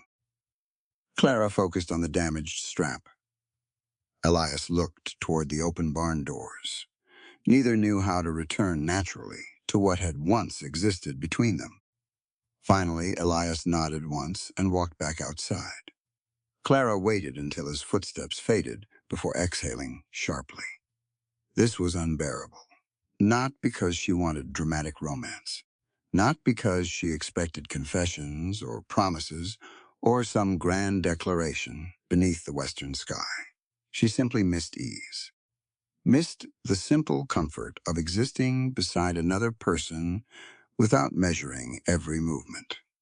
Her needle slipped suddenly and pierced the side of her finger. Damn! The word escaped before she could stop it. A bright bead of blood surfaced instantly. Outside, the sound of hammering stopped. A second later, Elias appeared in the doorway. You all right? Clara wrapped the finger quickly in cloth. I'm fine. He remained there another second anyway, watching, making sure. Then he nodded and disappeared again. The concern was still there. That was what made everything harder. Nothing between them had disappeared. They had only buried it beneath caution. By noon, Clara could no longer concentrate properly. She tied one seam crooked, miscounted stitches twice, dropped her scissors onto the floor hard enough to startle herself. This was exactly why her mother used to warn against emotional attachment. Feelings made hands unreliable, and unreliable hands meant lost work. Clara pressed both palms flat against the work table and closed her eyes briefly. Outside, wind carried the smell of dry grass and distant wood smoke through the open doors. Usually, Reed Ranch calmed her. Today, it only reminded her what she was losing. The thought arrived so suddenly it made her straighten, losing as if she had possessed something to begin with. That was dangerous thinking. Poor women survived by understanding limits, understanding temporary kindness, understanding the difference between being welcomed and belonging. Clara had repeated those lessons to herself for years. Then Elias Reed had ruined everything simply by treating her as though she deserved the same dignity as anyone else. Now, ordinary life no longer fit correctly around her. That afternoon, she left the ranch earlier than usual. Not because the work was finished, because staying hurt. Elias watched her go from the porch steps. Neither spoke. The road home stretched dusty beneath pale sunlight, while Clara walked with her sewing basket against her hip and anger tangled tightly beneath her ribs. Not anger at Elias, exactly. Anger at herself for becoming attached to a place that had never promised permanence. By the time she reached town, exhaustion had settled deep into her bones. Mrs. Hargrove spotted her immediately through the front window of the dress shop. Clara, she called sharply from the doorway. You finally remembered Dry Creek exists? Clara stopped automatically. Old habits. Mrs. Hargrove crossed her arms.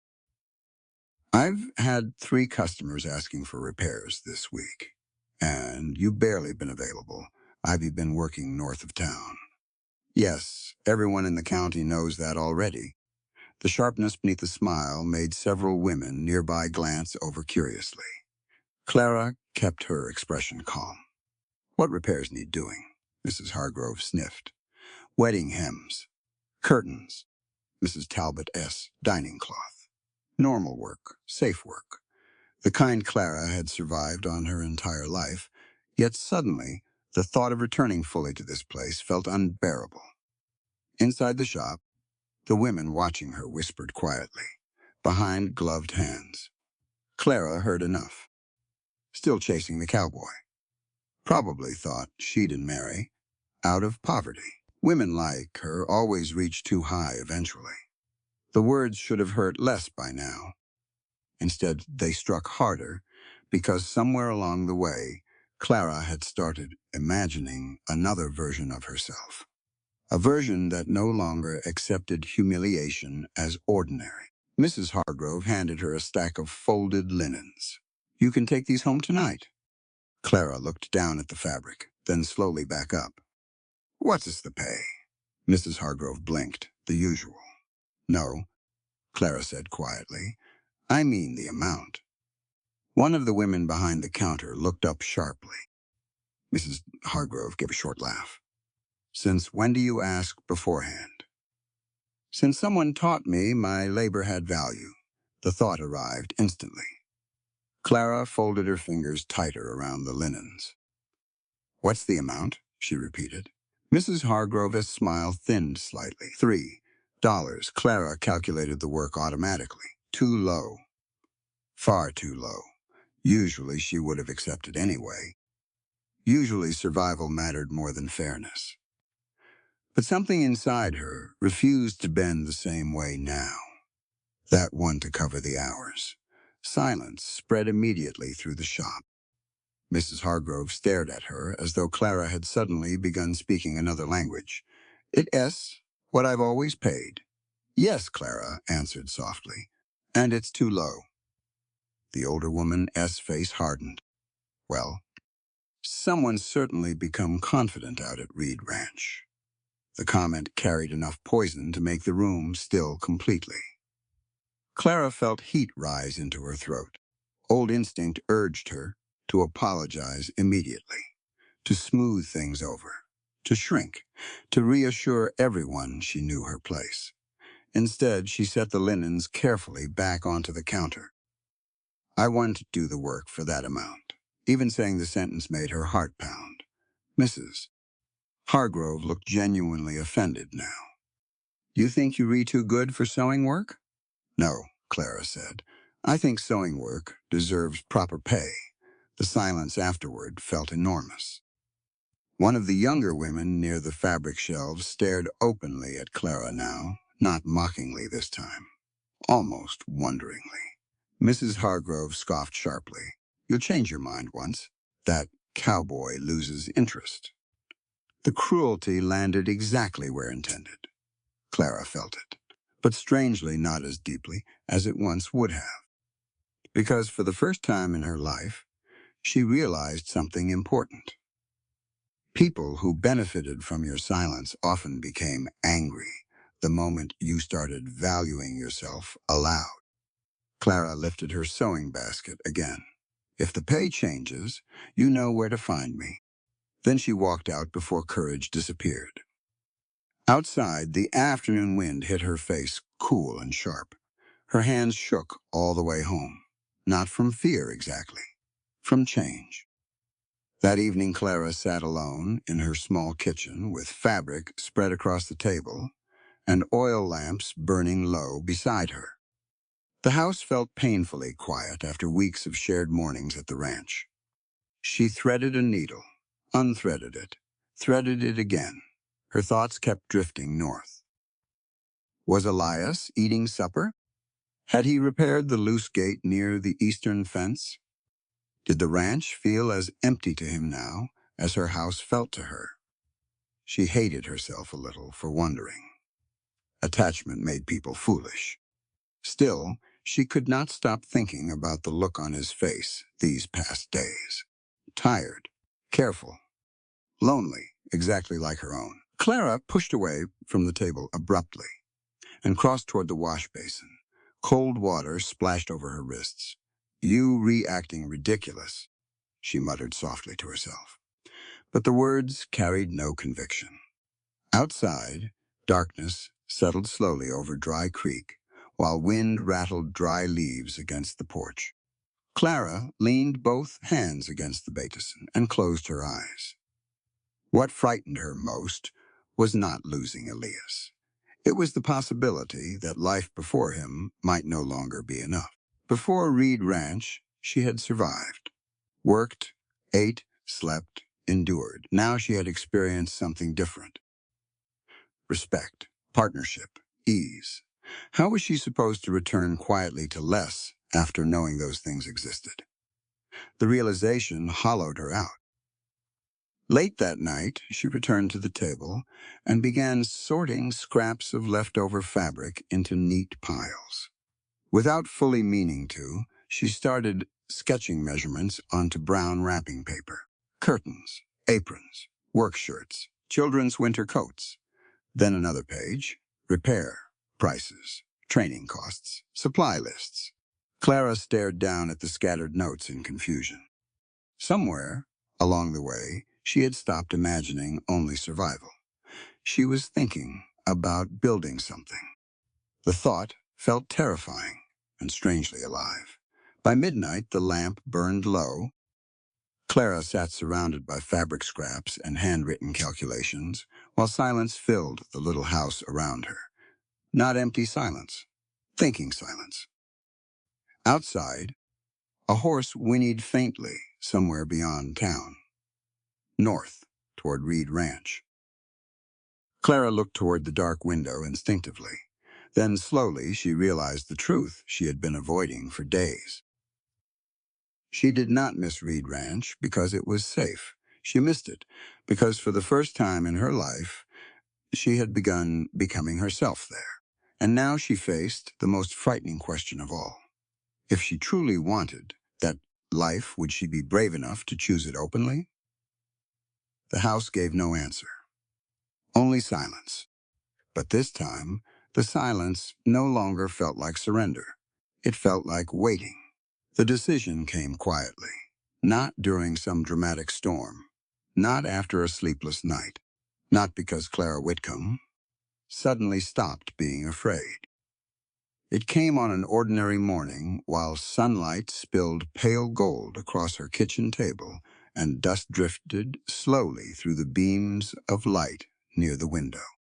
Clara sat surrounded by fabric scraps, repair notes, and unfinished calculations from the night before. The pages covered nearly every inch of the table now. Supply costs, thread orders, canvas repairs, leather stitching prices, training hours for beginners, a business. Not survival. The realization still frightened her every time she looked at the papers. For years, she had lived 1 week at a time, measuring life through rent payments and careful portions of flour. Dreaming beyond survival had always felt dangerous. Poor women who expected too much usually ended up punished for it. Yet sometime between the storm night, the quiet mornings at Reed Ranch, and Elias Reed placing fair pay into her hands without asking gratitude, in return something inside Clara had changed shape. She could not force herself smaller again.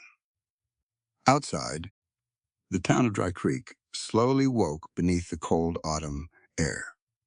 Wagon wheels creaked somewhere down the road. A dog barked near the church. Wind rattled dry leaves against the porch steps. Clara stared at the papers one final moment. Then she folded them carefully, tied them together with string and stood. Her heart pounded the entire time she gathered her sewing basket. Not because she didn't know what she wanted, because she finally did. That was far more terrifying. The road north toward Reed Ranch looked different that morning. Not softer, not prettier, simply honest. Mud hardened into rough ridges beneath her boots, while pale grass bent under the steady prairie wind. The sky stretched wide and endless overhead, carrying the sharp, clean smell of approaching winter. Halfway there, Clara nearly turned back twice, not from uncertainty, from fear of humiliation, because wanting something openly gave the world another chance to deny you. Still, she kept walking. By the time Reed Ranch appeared beyond the hills, her hands had gone cold despite the sunlight. Elias stood near the corral repairing part of the western gate when she entered the yard. Juniper grazed nearby, healthy and restless now, occasionally nudging his shoulder while he worked. For one painful second, Clara almost lost her courage entirely. He looked tired again, the kind of tiredness that settled into a person after too many days pretending distance hurt less than closeness. Elias looked up when he heard the gate. Their eyes met across the yard. Everything inside Clara tightened. He straightened slowly. Morning. Morning. The familiar awkwardness threatened immediately between them. Clara gripped the papers tighter inside her basket. Not this time. Before fear could stop her, she crossed the yard fully and stopped a few feet from him. The autumn wind moved softly through the fence posts between them. Elias waited quietly. Clara swallowed once, then forced herself to speak, but courage disappeared again. I came because I need to say something honestly. His expression shifted slightly. Not alarm. Attention. Clara's pulse hammered hard enough she could hear it. For most of my life, she began carefully. I only stayed where people needed me. The words shook slightly at first, then steadied. I worked hard enough to be useful, because usefulness felt safer than asking to belong anywhere. Elias said nothing, but he listened the way he always did completely. Clara tightened her fingers around the basket handle. When Juniper got better, she paused briefly. I realized I kept looking for reasons to come back here anyway. The truth entered the cold morning air between them. Simple, bare, terrifying. Elias did not move, neither did Clara. The wind brushed softly across the pasture, while somewhere behind the barn, a loose chain knocked gently against wood. Finally, Clara forced herself to continue. I don't want to come here because I am needed anymore. Her throat tightened painfully. I want to come because I want to be here. Silence followed. Not empty silence. The kind, large truths created when they finally entered the world aloud. Clara suddenly became painfully aware of everything. The roughness of her dress sleeves, the dust on her boots, the terrifying possibility that she had misunderstood everything between them. Still, she did not apologize. That mattered. For once in her life, Clara Whitcomb stood still inside her own truth without shrinking to soften it. Elias looked at her a long moment before speaking. You think I stopped talking because I wanted distance? A little. His jaw tightened faintly. I stopped because every morning you walked into this yard started mattering too much. The honesty in his voice nearly undid her. He looked down briefly toward the tools near the gate. I kept thinking, if I stepped back far enough, maybe you have an easier life without all the town gossip attached to my name. Clara gave a small breath that almost became a laugh. You really think this town needed your help to judge me? A faint shadow of something softer touched his face, then disappeared again. The silence between them no longer felt sharp now, only fragile.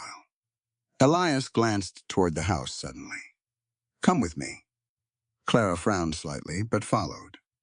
He led her past the porch, through the side hallway, and toward the back portion of the ranch house she had rarely entered before.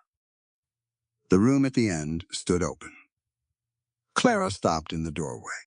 Sunlight poured through two large windows facing west, filling the room with warm afternoon light. Against one wall stood a long wooden work table, sanded smooth. Shelves lined the far side, already fitted with empty jars, folded cloth, and neatly stacked supplies. Near the window sat an old black hand-crank sewing machine, restored carefully enough that even the metal gleamed. Claret stared speechless. The room smelled faintly of cedar and fresh paint. Elias stood behind her quietly. "I fixed it up after Caleb left," he said. "Thought maybe the ranch could use a proper repair business." Clara stepped slowly farther inside. Every detail had been considered. Strong lighting, wide workspace, storage shelves, even hooks placed lower where fabric rolls could hang easily, not Charity. Understanding, her throat tightened painfully. "You made this for me?" Elias leaned one shoulder against the doorway. "No." She looked back at him, startled. "I made it because your work belongs somewhere people can actually see it." The words broke something open inside her chest. Not because they were romantic. Because they were respectful. Deeply, completely, steadily respectful. Clara looked around the room again, while emotion pressed hard against her ribs. Then Elias stepped closer and held out folded papers. Different papers than Caleb S. Clara accepted them carefully. Her breath caught when she opened them. Business agreements, repair accounts, supply S ownership records. Her name appeared beside his. Not underneath, beside. Clara stared at the page without speaking. "I'm not asking you to depend on me," Elias said quietly behind her. "I'm asking if you want to build something with me." The room blurred slightly, not from weakness, from relief so deep it hurt. All her life, Clara had expected kindness to come with invisible strings attached. But this was partnership. Respect, space, choice. For the first time, someone had offered her a future without requiring she become smaller to fit inside it. Clara looked down at the papers again, then finally up at him. "Yes," she whispered. The word barely made sound. Still, Elias smiled. A real one this time. Small, tired, certain, and somehow that felt bigger than every grand declaration Clara had ever imagined. Outside the windows, wind moved softly through the open fields of Reed Ranch, while afternoon sunlight spilled gold across the room built for her work. And for the first time in her entire life, Clara Whitcomb chose a place before fear could choose for her. Winter arrived slowly across Dry Creek. The mornings turned silver with frost, and smoke curled steadily from chimney tops long before sunrise. The fields surrounding Reed Ranch faded from autumn gold to pale brown beneath the cold wind sweeping across the plains. Life became harder during winter, but strangely it also became fuller. By December, the old storage room Elias had restored no longer resembled an empty space at all. It had become Clara's workshop. Fabric rolls lined the shelves, beside leather straps and canvas bundles, waiting for repair. The restored sewing machine sat near the western window, where afternoon sunlight lasted longest. Work tables filled gradually with orders from ranches across the county. Not charity orders. Paid work, real work. People arrived carrying torn coats, saddle blankets, curtains, harness straps, winter gloves, wagon covers, and feed sacks too expensive to replace outright. And slowly, something unexpected happened. They stopped calling Clara the poor seamstress. Now, people said, "Miss Whitcomb over at Reed Ranch does the best pair stitching in the county." The difference mattered, not because the words themselves changed, because respect had finally replaced pity. Clara hired her first helper in early January, a widowed woman named Eleanor Pike, whose husband had died the previous winter during a cattle drive north. Eleanor arrived nervous and apologetic, already offering to work cheaper than necessary. Clara recognized the behavior immediately because she had once sounded exactly the same. "You'll charge properly for your hours," Clara told her gently while organizing thread supplies one snowy morning. Eleanor looked startled. "Most places don't pay much for sewing. That does to mean the work is worth less." The words still felt strange leaving Clara's mouth sometimes. Not because she doubted them anymore, because she was still learning how different life became once you believed them. By February, two younger girls from town began helping several afternoons each week after hearing Clara needed extra hands during the winter rush.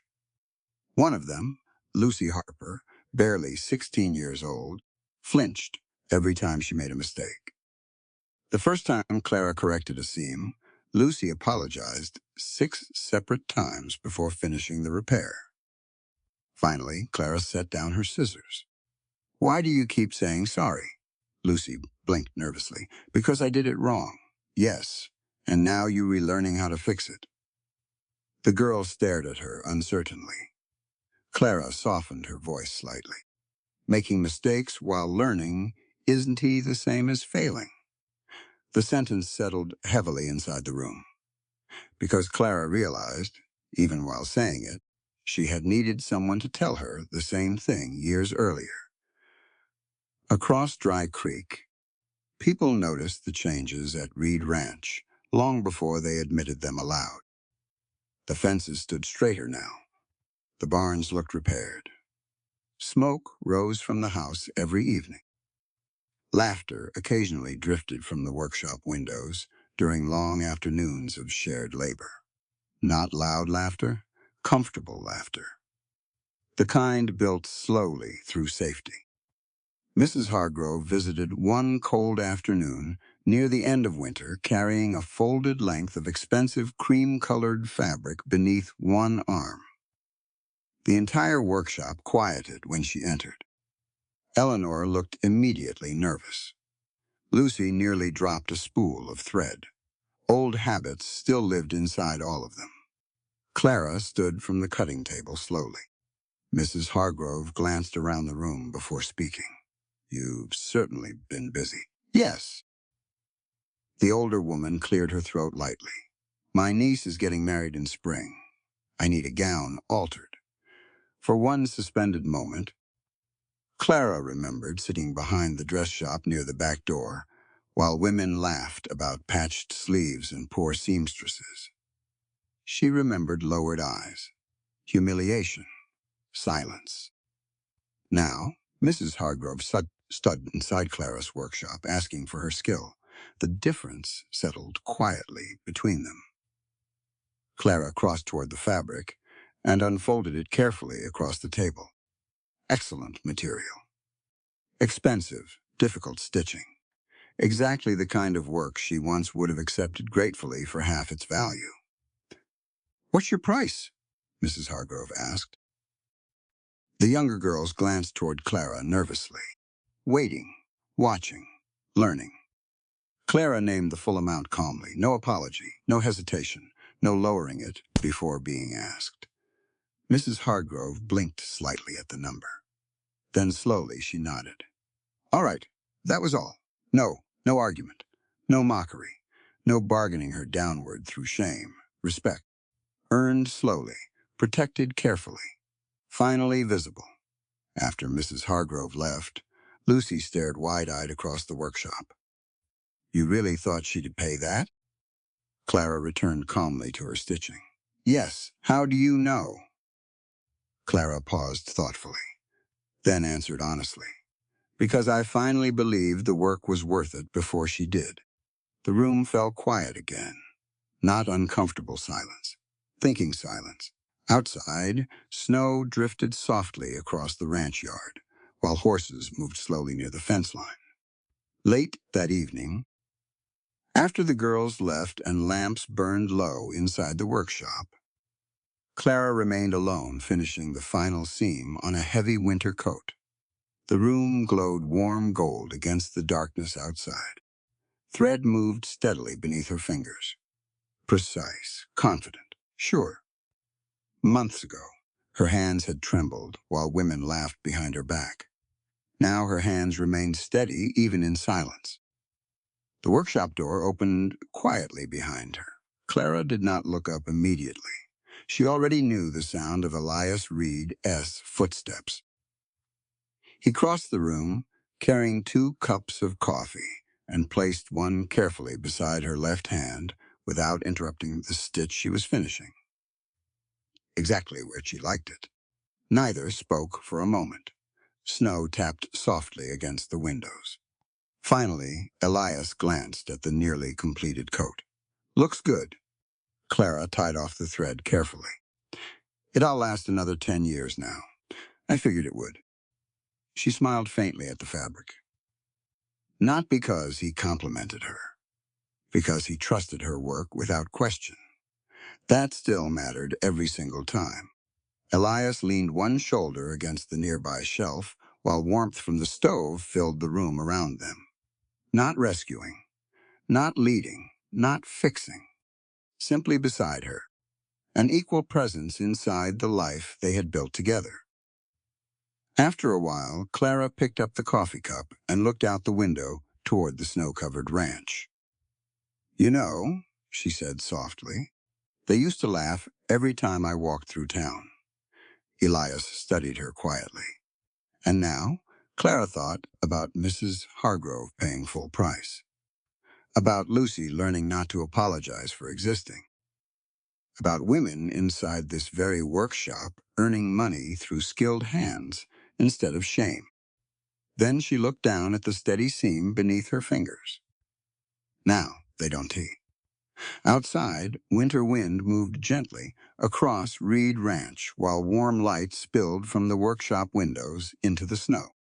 And inside that small room, built from respect, instead of pity, Clara Whitcomb finally understood something her younger self had never believed possible. A person did not become valuable when the world finally noticed them. They had always been valuable. The world had simply learned to see it later. This work is a creation of the author's imagination, designed to entertain and provoke thought. Any resemblance to real persons, places, or events is purely accidental. The author assumes no responsibility for interpretations that connect fictional elements to real-world entities. The heart of this story is not that a poor seamstress was rescued by a cowboy. Its true meaning is much deeper than that. Clara's life changes because, for the first time, someone sees her work, her dignity, and her humanity before seeing her poverty. For years, the people of Dry Creek laughed at her patched dress, her tired hands, and her quiet nature. They believed that because she was poor, she should accept less, speak less, and expect less. But Clara's skill was never small. Her value was never low. The town simply failed to see it. Elias Reed changes everything not with wealth, power, or grand promises, but with respect. He pays her fairly. He listens when she speaks. He does not treat her kindness as weakness, or her poverty as shame. In doing so, he reminds Clara of something she had nearly forgotten. She does not have to earn the right to be treated like a human being. The moral lesson of this story is that true love does not make someone dependent. True love helps them stand taller. It does not rescue by taking control. It restores dignity by offering trust, fairness, and partnership. This story also teaches us about the value of labor. Every honest hand matters. The hands that sew, build, cook, clean, repair, raise children, care for animals, and hold families together. No work becomes less valuable because it is done by someone poor. No person becomes less worthy because life has been hard on them. Clara's journey reminds us that healing often begins when someone treats us better than we were taught to expect. But her strength is also her own. She learns to name her price, claim her skill, and choose a future without apologizing for wanting more. In the end, this is a Western story about dignity. It reminds us to look more carefully at the people others overlook, to pay fairly, speak kindly, and never confuse poverty with weakness. Sometimes, Changing a life begins with one simple act: seeing someone clearly and treating them as if they have always mattered, because they have.